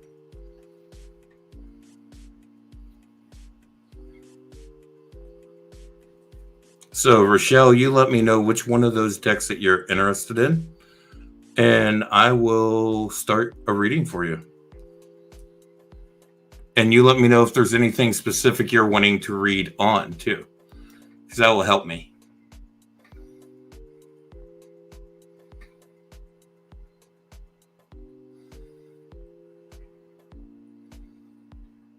One of the last two? Oh. Okay, well, I tell you what. Why don't you tell me what you're kind of wanting to focus on, and I will choose out of that. That will help me narrow down which deck will be the better of the two decks.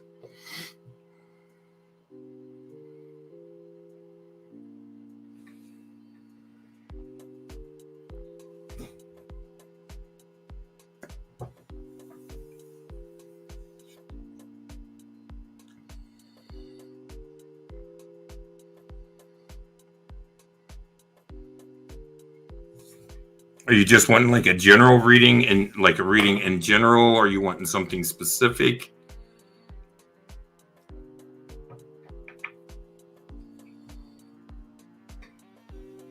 Your family life?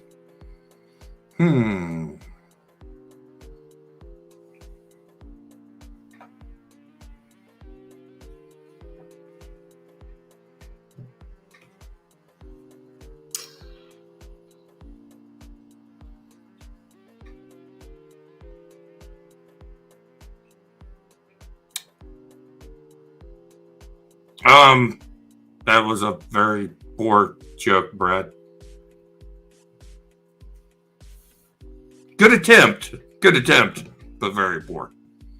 I think I'm going to go with the Shamanic Healing Oracle, because initially I was going to go to the Sacred Rebel deck, but when you said about your family life, just the Sacred Rebel deck feels right.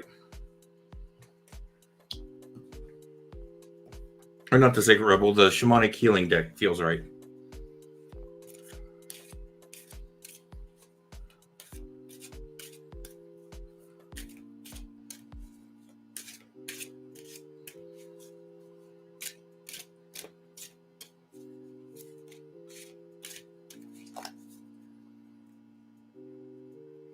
Hey, Cindy, how you doing? How are you doing tonight? Your son is a shaman. Okay, so the shaman deck works even better then. I love this deck. If he works with cards and he doesn't have this deck, this might be a deck that you might want to pick up for him as a gift if you ever want to pick up something like that for him. It's the Shamanic Healing Oracle deck. And it's a beautiful little deck. I love this deck. All right, Brad.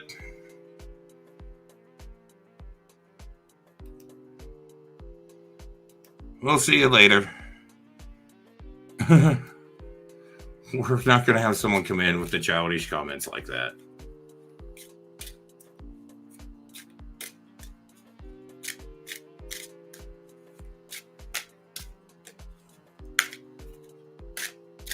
Yeah, I really, really like this deck, Rochelle.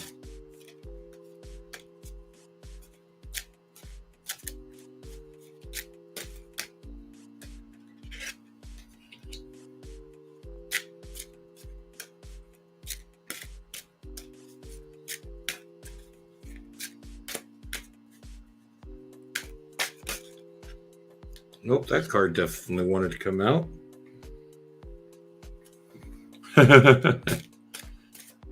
Like shuffling the cards, seeing which ones decide to jump out at me. Oh, that one like came out really aggressively. And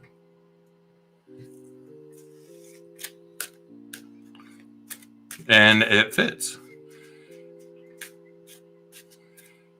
He isn't working with anything. He's learning his lessons. Yeah, there's a time for that. There's a time for learning. There's a time for working.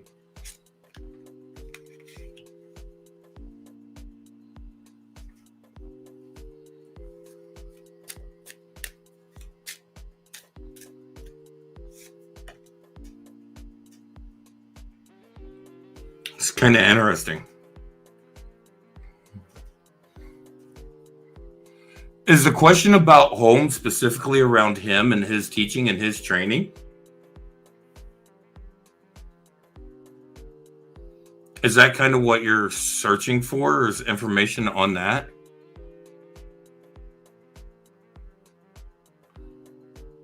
You're an official member. Welcome to the official membership club.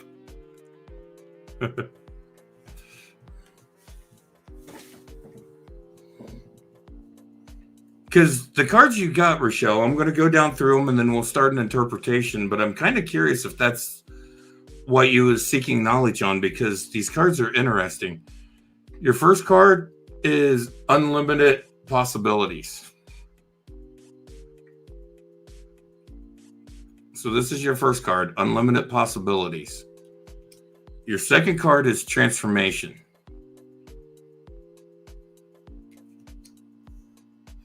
Your third card, there's mental health and addiction issues going on in your family. Okay. The third card is Honoring Your Energy.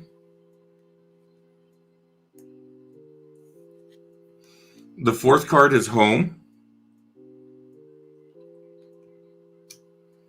The fifth card is Self-Love.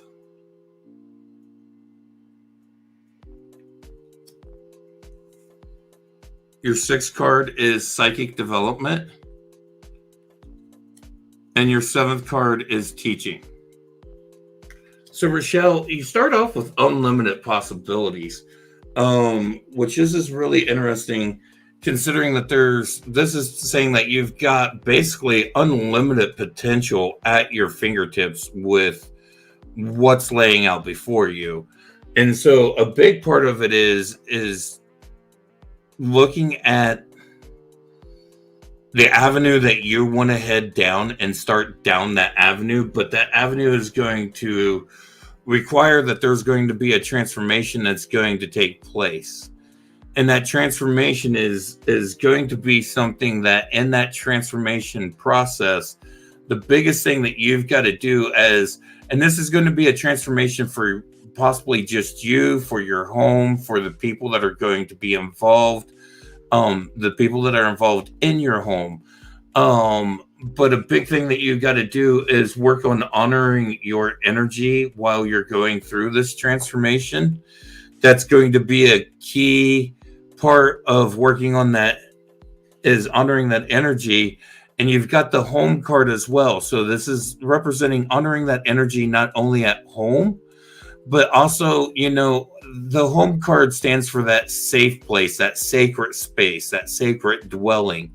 And so make sure that as you're dealing with all these things that you're dealing with in your house, Rochelle, that you've got a sacred place, that you've got a sacred spot where you can go and you can do the things to honor your energy as you're going through this transformation process.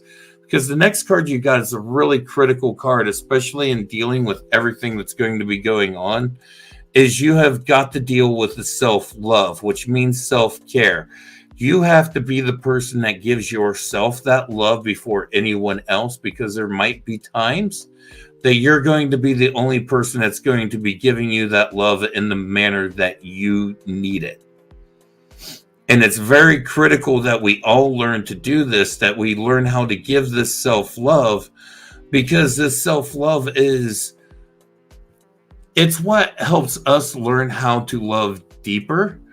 Deepak Chopra talks about the different stages of love, and he says the first stage is, you're in love with someone, or you're falling in love with someone, and then you're in love with someone, and then he talks about the final step is you go from being in love to becoming love. And so that's kind of the steps that you need to go through, but you need to do that with yourself. So you need to fall in love with yourself and then be in love with yourself, to where you finally hit that point that you're just a walking existence of love. And the big part of that self-love also leads into doing self-care. So make sure you're doing things to take care of yourself, Rochelle, especially in and around the home. And these are going to be critical to things along the lines of your psychic development, as far as working with your gifts and stuff that you have been blessed with any spiritual gifts you have, or with any gifts, working with different people in your home that, are things that you need to work with to just continue on keeping that peace within the house. But that place also needs to be a sanctuary for you as well. And teaching comes up, this comes up again. Teaching just came up not too long ago, and some stuff too. But the teaching in this, I think there's a big part is the experiences that you're going to go through, Rochelle, right now, immediately what's going on with your family, are going to be an experience to teach you different things that you need to know. Look for the lessons and the difficulties and then the hardships. Some of the stuff might not be so pleasant that's going on, but look for the lessons that are meant there to be learned. Because there's a lot of teaching experiences coming up for you to not only learn, but also to teach others through this experience and through the experience that you're going through.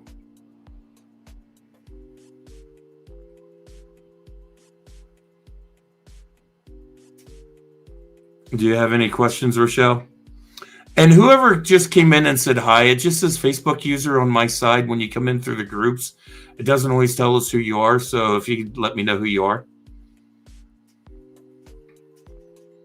But if you got any questions, Rochelle, please, please, please let me know.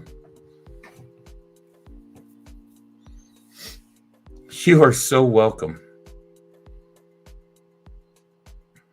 You are so very welcome.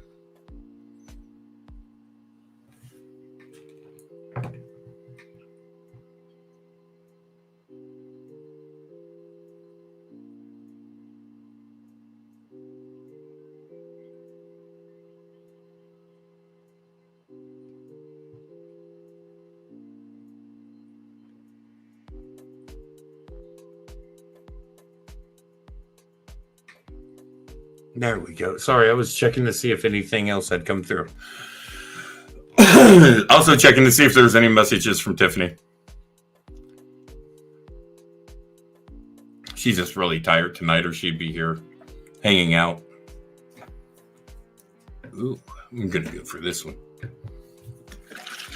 So, spiritual Q&A tonight too, guys. So if you guys have any spiritual questions you want to ask, like, have any kind of like questions about things going on, about this time of year, about Samhain, or what, some people might know in as Samhain. Actually, it's not the way you pronounce it. It's actually Samhain. So if you hear us saying Samhain and you're like, what in the hell are you talking about? It's Samhain.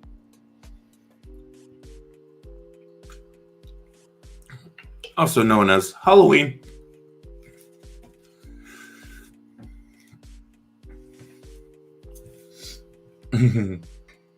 That night, however, I do think I'm going to take a time frame out of there because they're doing the trick-or-treat for my town on that night. And so I do think I'm going to take like the couple hours that they're doing that, and I'm actually going to go pass out candy that night. It'll be the first time I've done it since I've lived here in town, so normally I like hide away, shut off all the lights, and like the house is all dark and everything. But I think this year I'm going to pass out candy.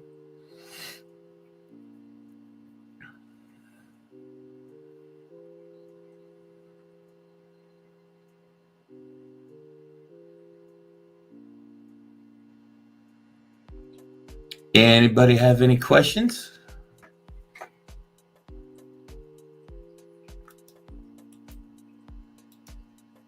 Anybody is interested in a reading? Right there's the information for readings tonight. There's also the ticker at the bottom for readings as well. So if you'd like a reading, just let me know. We will get you a reading. But yeah, we're just kicking it. We're hanging out, relaxing tonight. Done a few readings. Been having a good time. And I totally, completely do not get why the background music that I'm playing tonight is totally, completely different from the background music it was the other night when it's the same music. So, you're wanting a reading, Cindy? I can pull a couple cards for you.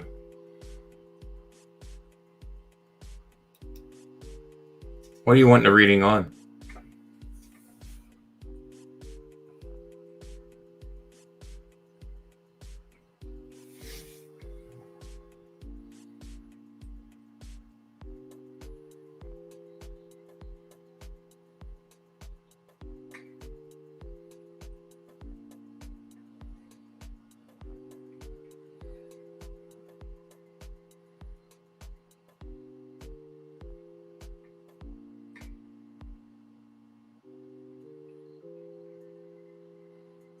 Yeah, what do you want a reading on, Cindy? Are you just wanting like a general reading or what?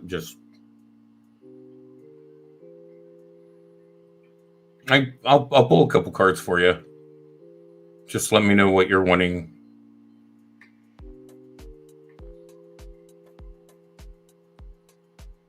Just general? I think I'm gonna pull off of the Halloween deck for that then.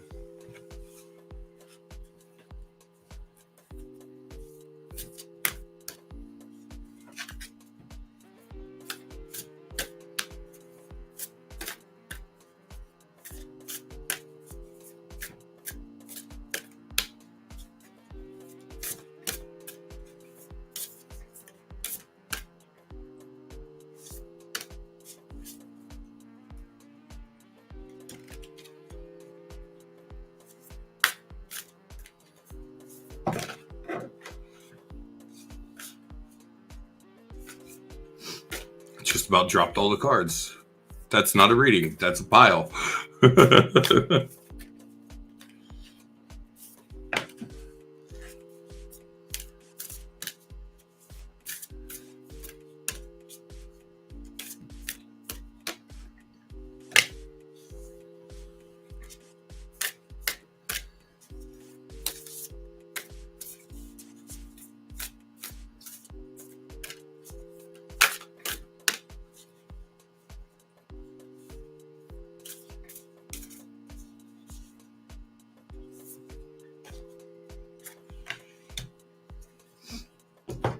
So, Cindy, I got the Skull of Light, which stands for illumination.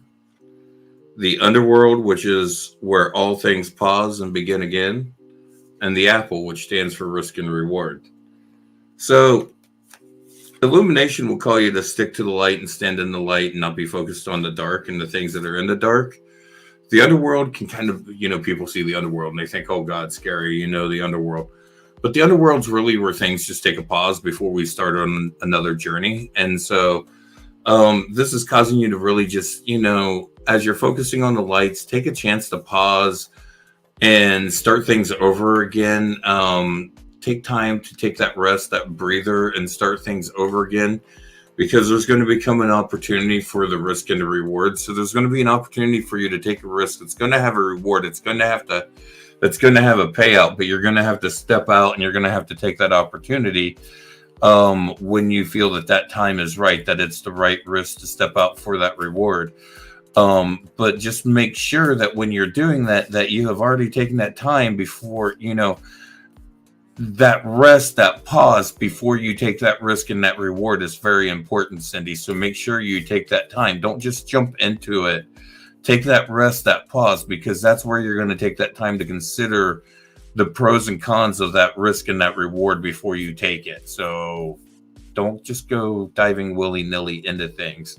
Focus on the light. Remember to think things through. Take that pause before you go jumping in to taking a risk. Make sure that it's going to be a risk that the reward is worth the risk that you're going to take. Like, don't go diving off of a 60-foot bridge into 20-foot water to, get a $10 bill. Like, seriously? The risk isn't worth the reward, Make sure that the risk and the rewards are there before you're going to take that leap and take that dive. Make sure that it's worth something. It's something worth diving for.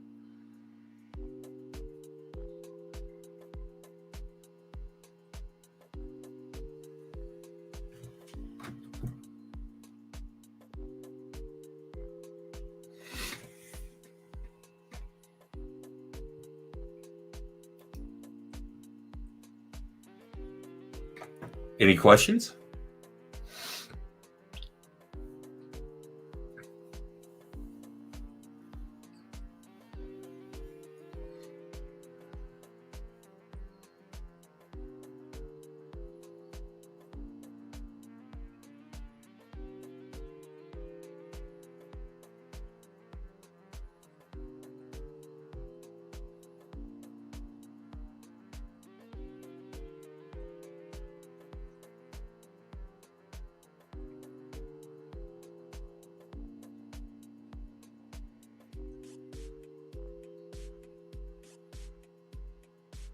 Right type of reward, Cindy. I don't know what type of reward. I don't know. That's the thing, and it might not even be something that you might know what the reward is until the risk has presented itself, and then you see what that reward's going to be.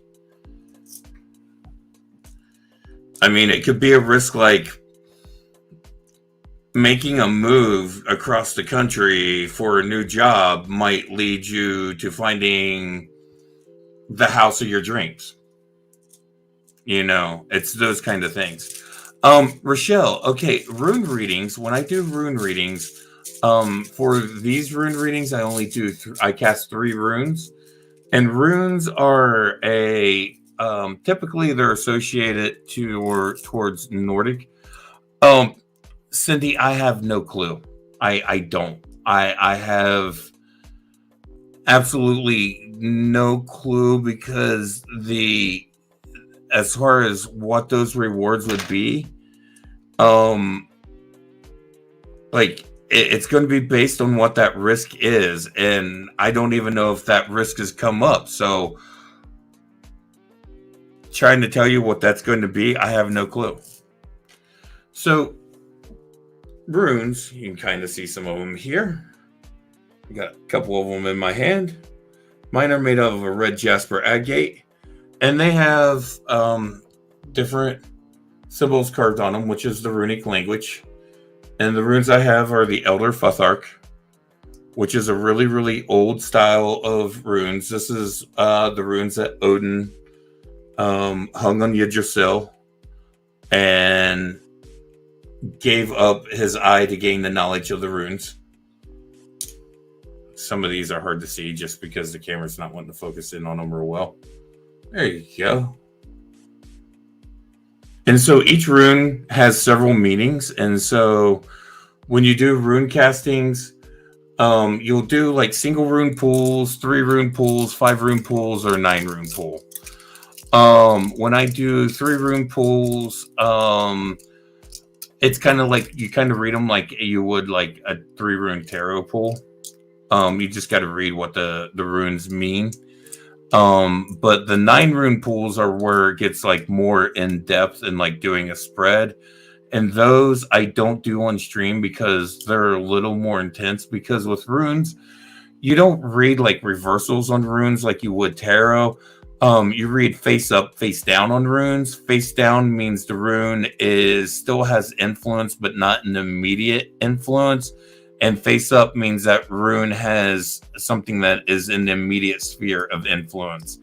And so when you get into reading runes, and especially when you're doing a 9 rune pool, it can get a little interesting in how you're doing those. But I do the 9 rune spreads by private booking. So if you want to do like a 9 rune spread, I charge $25 for those.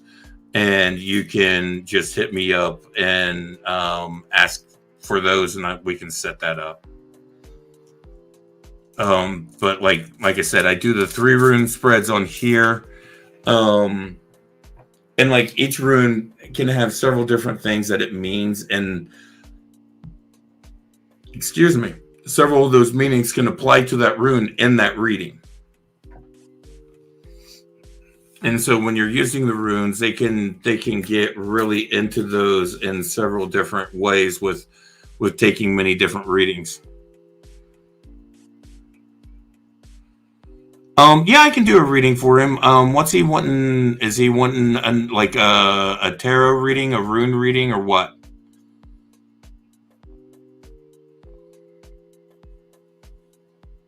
Or not tarot. I'm not offering tarot tonight. I'm offering oracle and rune. Sorry. Not doing tarot to the 31st, but I am doing tarot from then on out once I started on the 31st. Hello, Jocelyn. Well, it'd be Oracle. I'm sorry, Rochelle. What deck did he want? Did he want the Halloween, the Sacred Rebel deck, or the Shamanic Healer Oracle deck? Jocelyn, I am doing paid readings tonight, and here's the information for the readings. So if you would like a reading, you can let me know.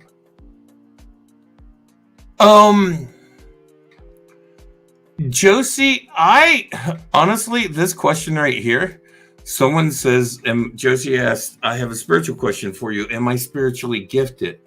Josie, every single one of us are given spiritual gifts. It's whether we acknowledge those gifts or not.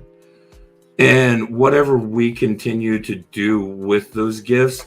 And a lot of times we have these gifts when we're kids, and then we're taught and conditioned by society to not embrace those gifts and to step away from those gifts. And so that's where we start not connecting with our gifts. We step away from them. We start to doubt them. We think that they were maybe something that we made up as foolish childhood games, stuff along those lines. I got you, Rochelle. I've got you. And so it's one of those things. We all have those gifts. It's just a matter of connecting into them. And I think some people just shut themselves off so much that they have distanced themselves from those gifts, and they just have trouble finding them again. And so it's just a matter of reconnecting with yourself to find what that particular gift or series of gifts are. Rochelle, what is his particular thing that he is wanting to ask on? Is there anything particular or just kind of a general guidance in life?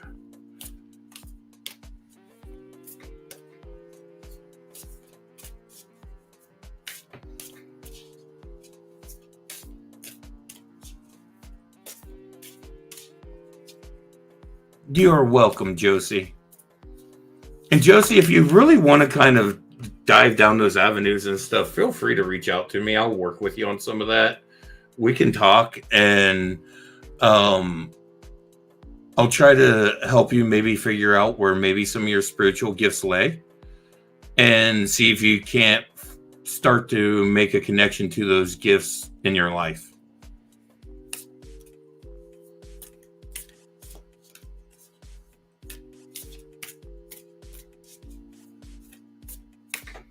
I think we all have gifts. I think we all have talents. I think we all have these abilities. It's just how we tap into them and how we use them, and whether we even recognize sometimes that they're spiritual gifts, or that we've just shut ourselves off from our spiritual gifts because we've been conditioned and told, well, that's wrong. You shouldn't do that. That's not right. That's not how this is supposed to be. Things shouldn't be that way. It's one thing or another. People are constantly doing things to shut us down and belittle us for embracing our gifts. And it's really sad. And it happens a lot in our society where we're told as kids not to act this way or to think this way, or, they just quash things and crush spirits and stuff of the free thinkers and of the wild children and the ones that are just out there on the edges. And to me, that's where the beauty in our society lays, is those people. That child that just has that wild imagination that just comes up with these great and beautiful, brilliant stories. I had a friend whose son was that way. Just amazing, crazy stories he would tell all the time. He'd sit there and just be like, hey, tell me a story. And just off of the bat, that was it. He had a story for you right then and there.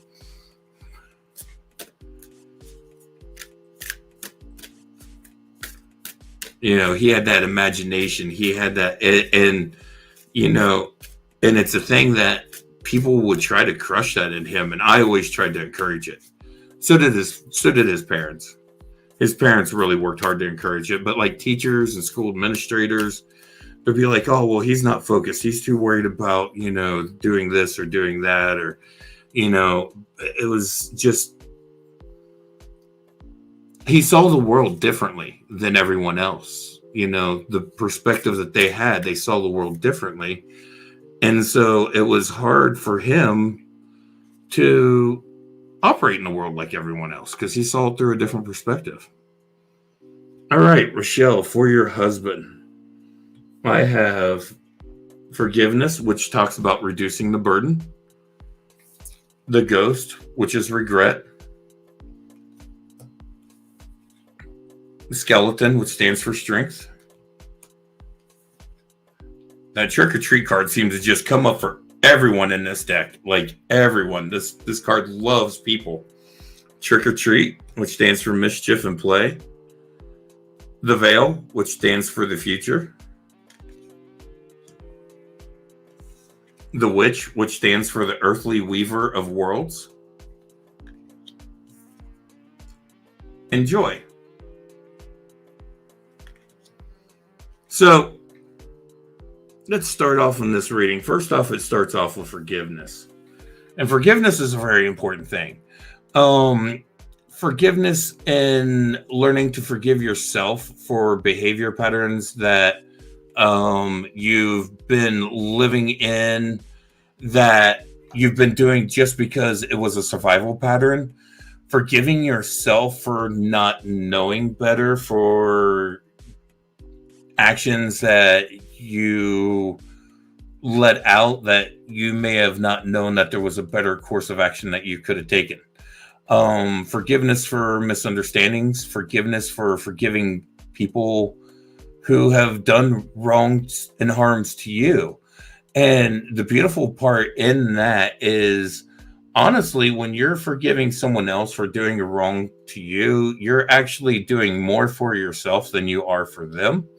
When you forgive someone for doing a harm or a wrong to you, you're forgiving that,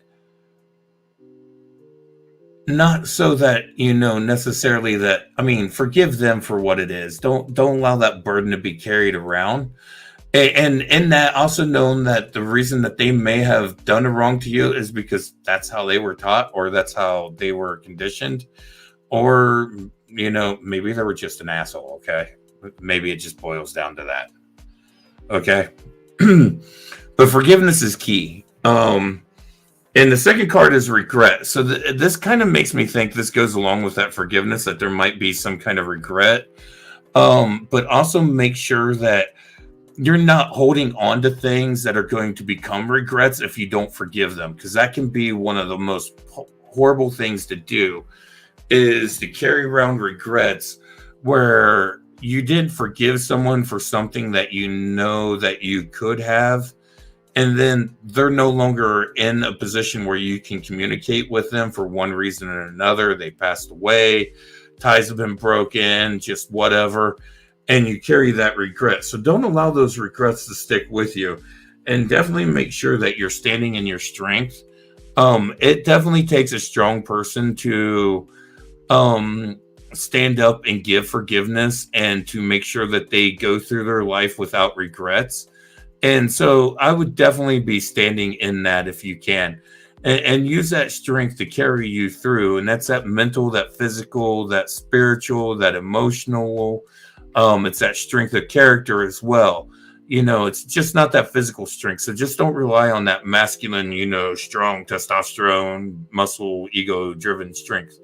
That doesn't always get us through. We don't need to, bully and brute through everything. Sometimes that strength has more subtle ways that it comes through. But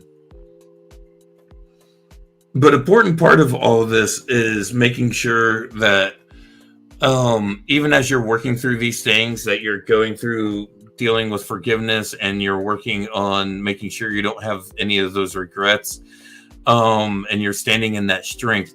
Have fun, have some fun, have play, connect to your community, connect to the people around you, connect to your family, celebrate, have celebrations. That's what this is all about. This is about celebration. This is about play. This is about joy.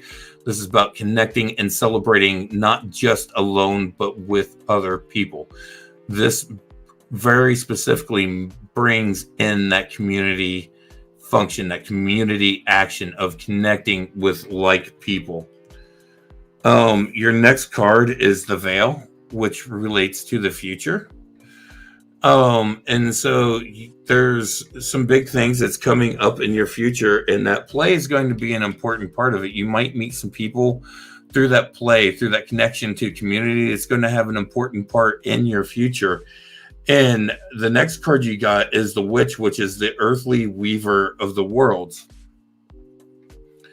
And so, the witch brings in those magics, but the witch brings in those very earthly based magics. Everything is based on the elements. Everything is based on the spirit. Everything is based on the connection to nature with this.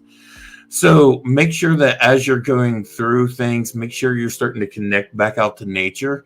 Make sure that you're connecting to those earthly elements, and allow that to bring some of that magic that weaves a new world into existence for you, because the last card you got is joy.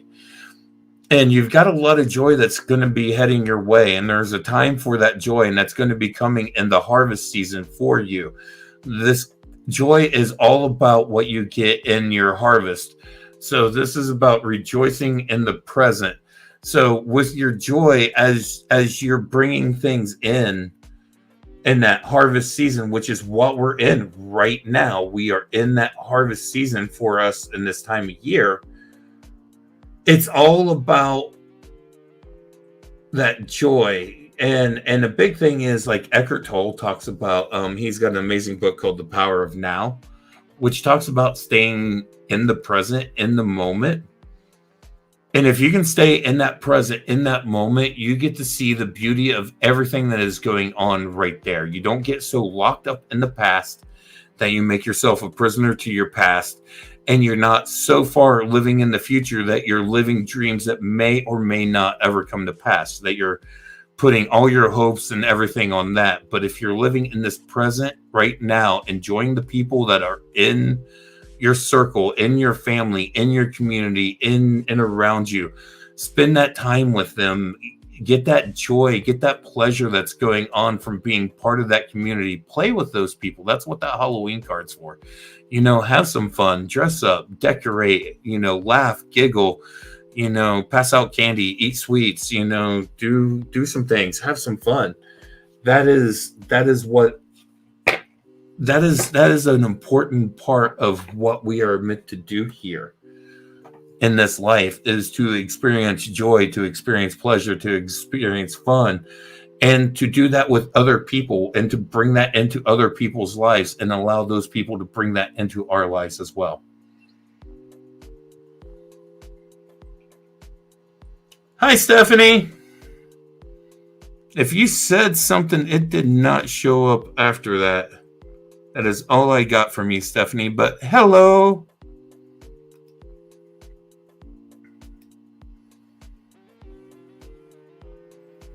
Rochelle, does he have any questions?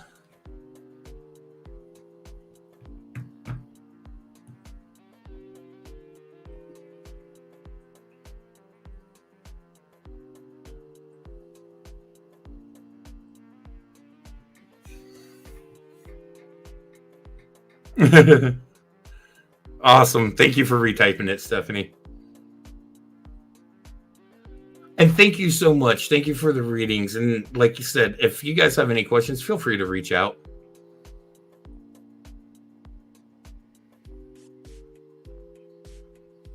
You can reach me at the Breaking Reality show, Breaking Reality, the show. At, you can find me on Facebook. Oh, it put that also right there, didn't it? Here, let me see if I can fix this on the banner.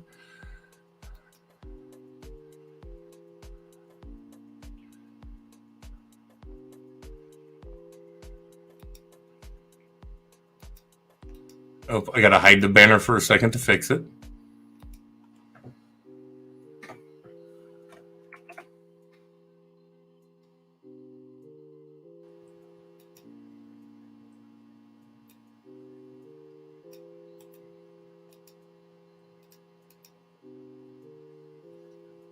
Let's see if that'll work. There we go. I'm alone. Tiffany is not with me tonight, unfortunately, Stephanie. She was just tired. She wasn't feeling real good, so she's just laying down and resting. I'm going to start doing this every Thursday and Saturday. And I told Tiffany if she wants to join me, she's more than welcome to join me. She can jump on and kick it with me. Anytime she wants to, she's more than welcome. She was with me on Thursday night, but tonight she said she just wasn't feeling it. And I was going to go live anyways. I'm glad I did. I've done some great readings for some people. I've had a good time tonight so far. It's not too late. I've been going for about 2 hours, 2 hours and 19 minutes. I try to go for about 3 hours when I do lives like this.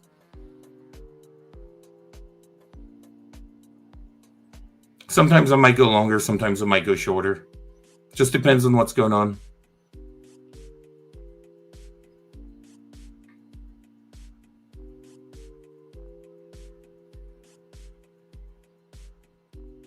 Thank you so much, Stephanie. You take care too, and you have a great night. If you got any questions or anything, though, I'm doing spiritual Q&A too, so.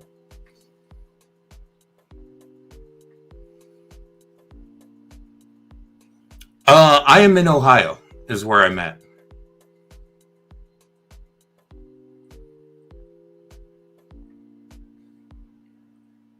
And Tiffany is in Texas. So there's a little distance between us. It's just tonight, and she was tired.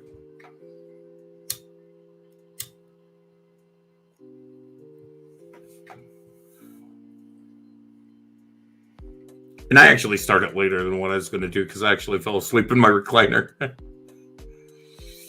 ended up taking a nap listening to music out in the front room.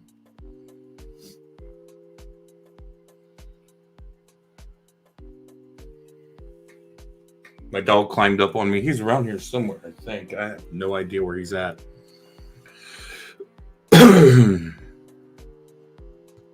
My dog's usually popping around, but I think he's tired. Titi. Hey, Tanner.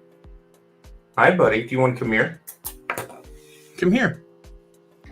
Come here, Titi. Here, guys, if you haven't seen Tanner, come here. Come here. How long have I been doing readings? I have been doing readings personally for myself. I started doing readings back in my 20s. And I basically done readings for myself and my friends. And I stopped doing tarot in my 20s, but I done this is Tanner, guys.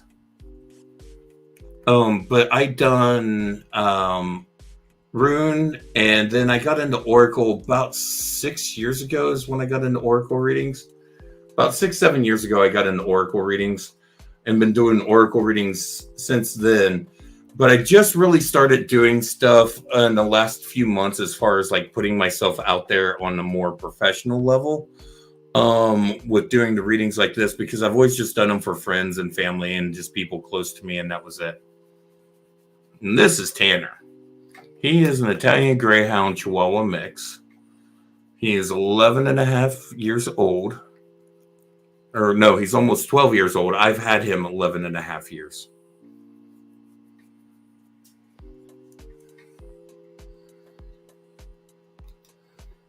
Man, all of these people coming in here trying to say scammers, people trying to get you to come give readings to them or do readings with them.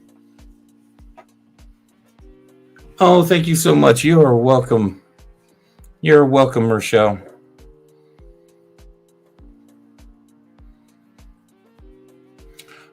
Stephanie, I am not doing mediumship. I had someone ask me about medium stuff earlier. I am not doing any medium stuff tonight. I am not set up to do medium work tonight. I don't have the tools and everything set up to do it. For me, when I do medium work, I just don't dive into it. I need to prepare for it in advance. I am just set up to do card readings and general just spiritual Q&A. So like that's more academia, more questions along those lines, not, diving into doing different workings, because I'm not prepared for those workings tonight.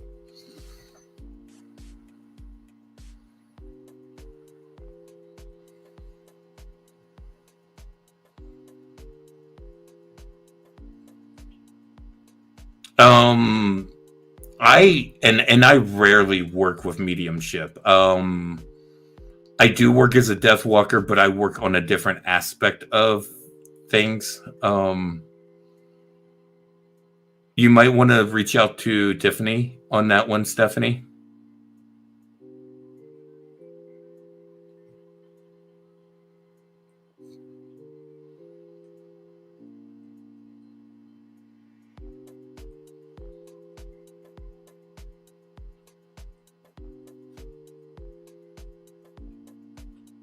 But yeah, I would definitely, with the mediumship stuff, I would suggest reaching out to Tiffany on that one.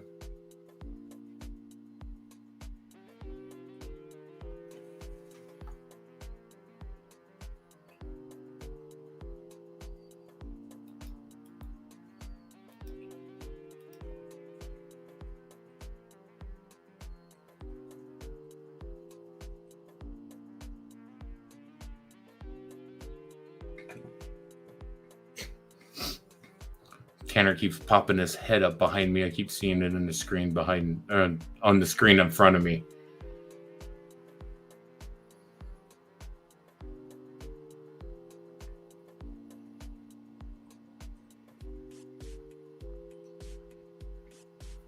But yeah, so I'm gonna light some more Palo Santo.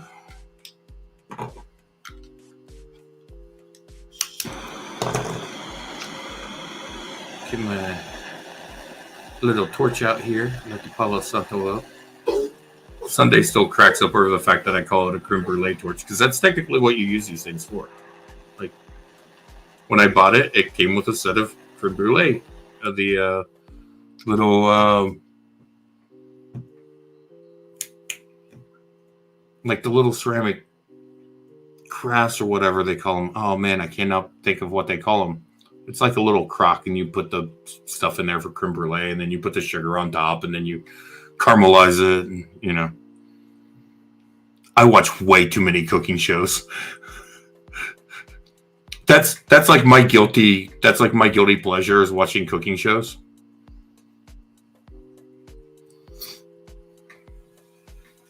Love watching different like cooking competitions and stuff like that. Thank you, Rochelle. You have a good night. Like, yeah, that's like my guilty pleasure, like baking competitions, cooking competitions, stuff like that, or just like in-depth cooking shows. Love watching that stuff.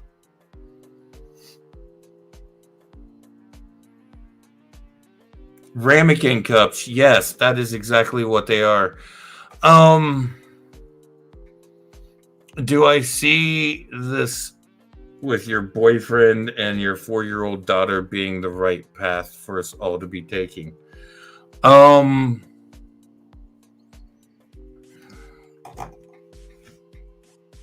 me pull a couple cards and see.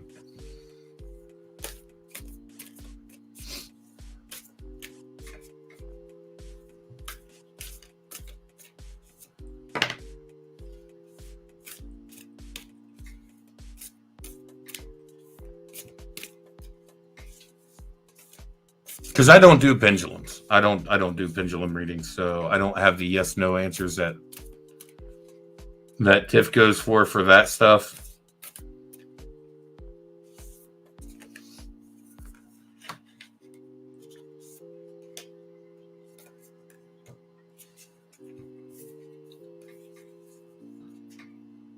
Well, what I got is free from judgment, free to love.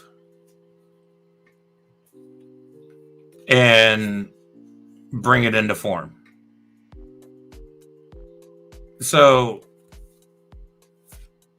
being free from judgment, being free to love, just means that you get yourself to a point where you're free from the judgments that other people are putting on you. So, like telling you their opinions, what they're trying to do. And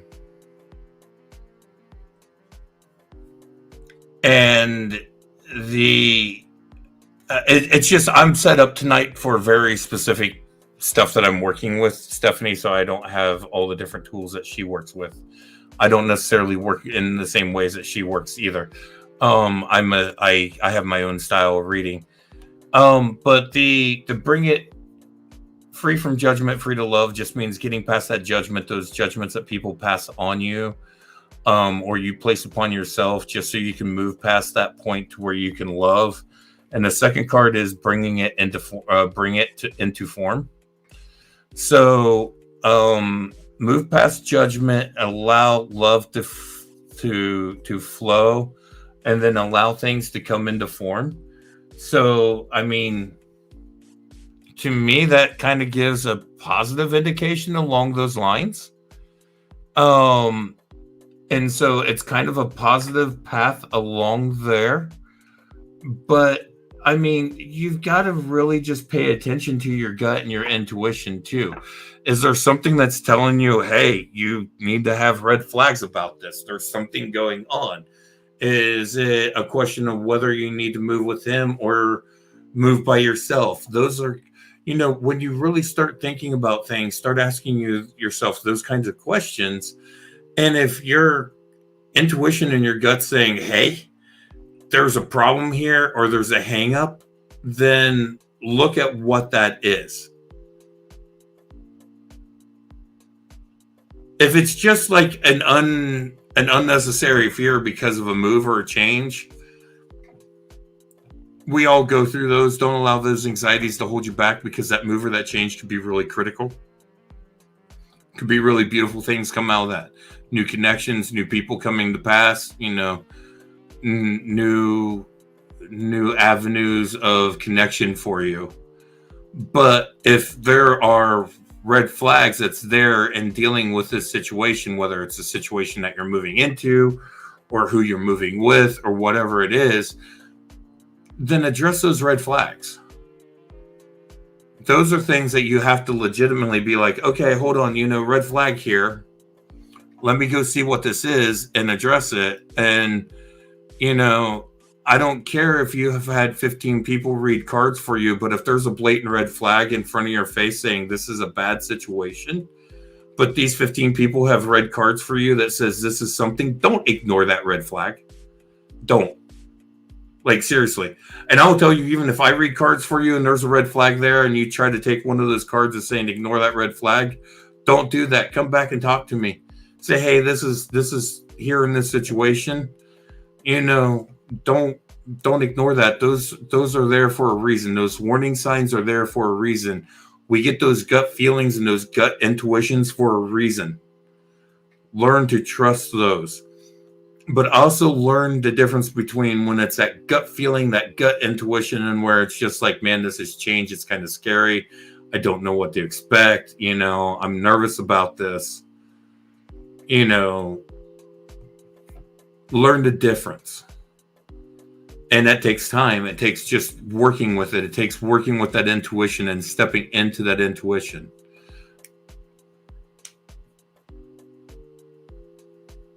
Those feelings are different, though, when you really examine them.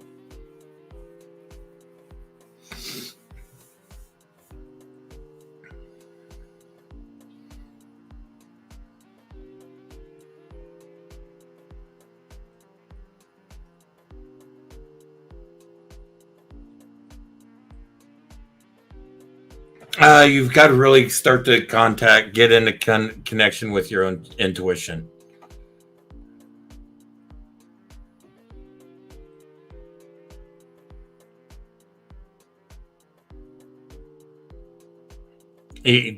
And to do that, take time to do mindfulness, do meditations, do breathing techniques, do things that bring you into a connection with your body, do things that bring you into a connection with your mind, do things that bring that into connection with each other, and feel those things and learn to sense when things in your body are talking to you, because your body will talk to you in situations. It will tell you, hey, this doesn't feel right. Or, hey, this is, we're telling you go all in because this is a good idea, and we agree. And we think this is something that you need to do. So let's do this.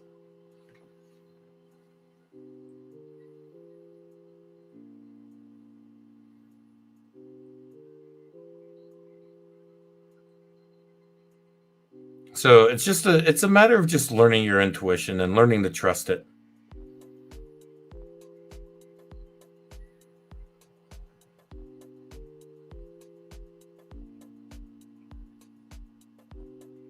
So now's the time to start.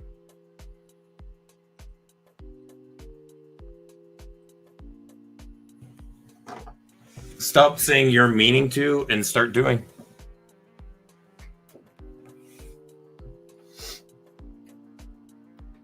When you start doing those things, you'll start to see your path lay out before you, and you'll be able to see your path in front of you, and it'll make more sense. You'll be able to see it. You'll be able to walk it. It will just, things will click in a different way.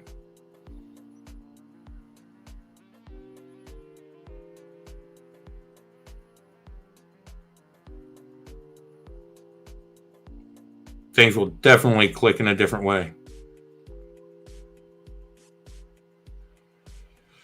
I mean, I was trained in meditation through martial arts, so I learned meditation in a different style, and then I learned it from a spiritual aspect, and so it was strange how I learned. Honestly, it really is a process. What I would do if you have trouble starting off with meditations is start off by doing guided meditations. Find guided meditations where you can listen to someone walk you through and them talk you through the meditation. And they'll talk you through visualization and breathing and everything as you're going through the meditation.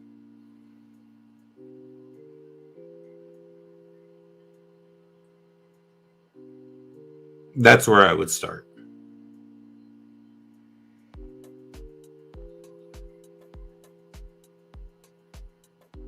But it most definitely is a process, and it's not something you're going to just click and get, day one. You may,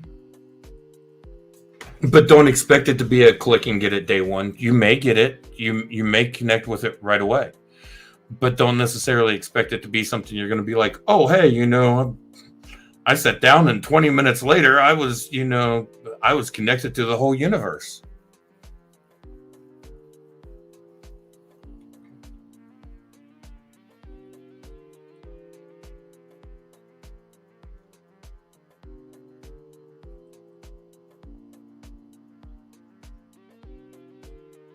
But yeah, just take that time, work with it. Breathing techniques, focusing on your breathing, paying attention to your breathing, very, very big.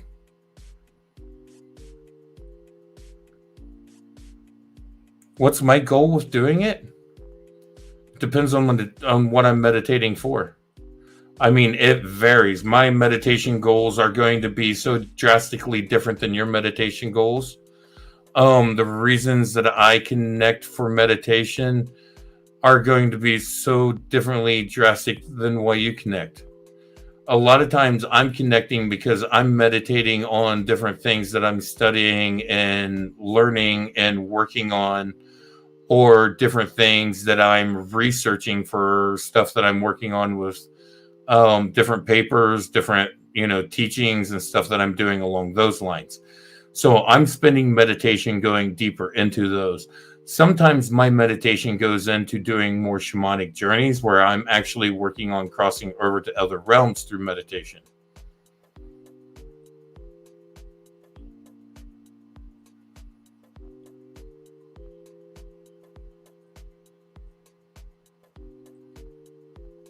But what you need to work on meditation wise is whatever is prevalent in your life that you need to be working on for yourself. Then that's where you need to be at meditation wise. I'm in a different spot. I'm in a spot of someone that is doing this as a spiritual practitioner that is doing a lot of research and study on different avenues. And so I'm using my meditation time to focus in and on those so I can gain a deeper understanding and a deeper knowledge of those different fields and stuff that I'm diving into and working into and researching into on deeper levels. Sometimes it might be as simple as pulling a card and meditating on the symbols and the different symbolism in that card and the meanings of those symbols.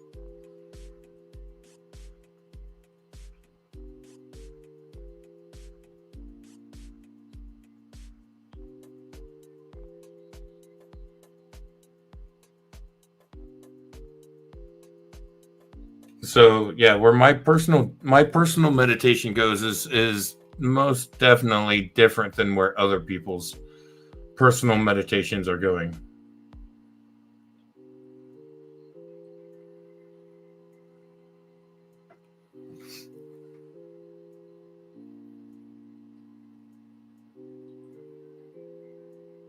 And even like my fellow peers and stuff that I work with, and like some of the other people that I work with, when we meditate, our meditations are different. Even how we meditate can be different at times because we have adopted meditation through our different practices that we have come up through, that we have trained in, different ways that we have been taught on how to work with these things.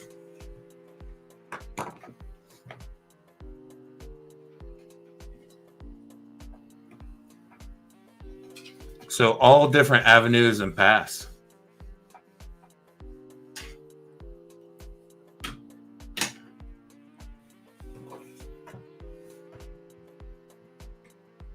Yeah, manifestation. I've worked with manifestation. I mean, I'm manifesting things right now. I mean, this is tonight. The stuff that's happening tonight is part of manifestation. All this stuff that's coming to pass right now is all part of manifestation for me. I've been working on manifestation of the resources, the connections, the people, everything, all the stuff that's going on right now for me is literally all things that are coming to pass due to manifestation. One of the biggest things that I can tell people on manifestation is when you're working on manifesting something, gratitude is key. And not gratitude when you receive it, but gratitude that you are already receiving whatever it is you are trying to manifest while you're in the process of manifesting it. So if you're trying to manifest income to pay bills, come at it with the attitude of, I am thankful for the money that is coming, that my bills are going to be paid, that I'm going to be taken care of, that I'm going to be financially stable, that I'm going to be financially taken care of, and that I don't have to worry how I'm going to make ends meet. But you got to come at it with that attitude of gratitude. If you don't have gratitude for these things in advance, they're not going to show up as timely as if you show that gratitude for it.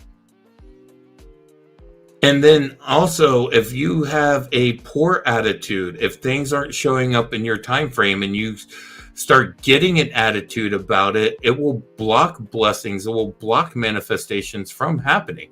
I've seen people just about take themselves out of having a living situation because of it, because they were so negative in everything they was doing, and they were being so pessimistic about everything that the people that were trying to help them get a living situation almost didn't want to continue working with them because of that, and they were literally about to block themselves out of something that they were trying to manifest. And part of manifestation isn't just sitting there going, okay, well, I need $50,000 to pay off my debt. I'm going to sit here and hope $50,000 mystically, magically drops into my bank account. It's not how manifestation works. Manifestation is, I need $50,000 to pay off my debt, and then avenues for you to be able to gain that $50,000 will start to present itself. So that could be a raise at work, or a new job, or a new employment opportunity, or new clients coming in to work with you, or it could be, a business opportunity that pans out, or an investment opportunity that pans out, and you end up getting a windfall coming in. But it doesn't necessarily mean that just, out of the blue, $50,000 is going to drop into your pocket. You've got to put in the work. You've got to be willing to do things. What that means is it's going to open avenues for those things to come to pass. Not that this stuff is just going to mystically appear. Like if I work on trying to manifest a new vehicle, a new car is not going to just show up outside of my house one day and someone's going to be like, here, I thought you needed a new car, and here's the pink slip to it, and here's the keys, enjoy, have fun. It's going to be one of those things of stuff is going to fall into place to where I can manifest things to making an affordable, reliable vehicle be something that could come to pass.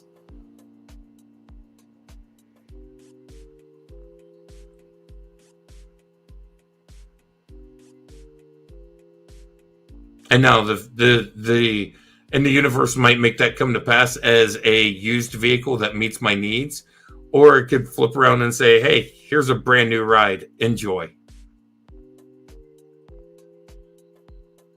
But I also have to put in the work to be able to make that happen.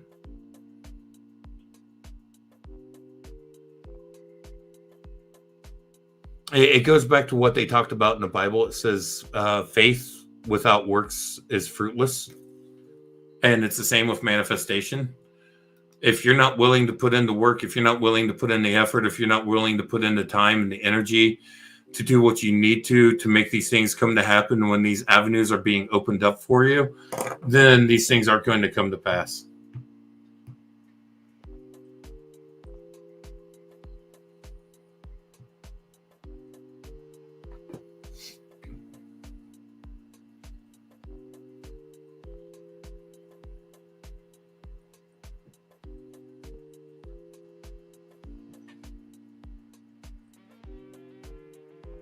But we just hit 2:22. I got a little later start tonight than I really wanted to. I think I'm going to go ahead and call it there for the night. You're welcome, Stephanie. I think I'm going to go ahead and call it there for the night. I think I'm going to try to start to wind down and try to get some sleep here before too long. But I want to say thank you to everyone who came out tonight. I want to say thank you to everyone who got a reading. Thank you for everyone who came out with all your questions and was hanging out tonight. I will be back on Tuesday evening at 9:30 p.m. Eastern at the youtube.com /C/Breaking Reality Show. You can find me there. We will be doing a live roundtable discussion that night. It will be a spiritual roundtable talking about spirituality, metaphysics, and mysticism. Tiffany usually joins us on those nights, and I have opened up for a few other people to possibly join me on those nights as well. And so hopefully we will have some people there on Tuesday evening. Hopefully we'll see some of your beautiful faces there as well. So take care. Have a night. I love you all, beautiful souls. Take care and blessings.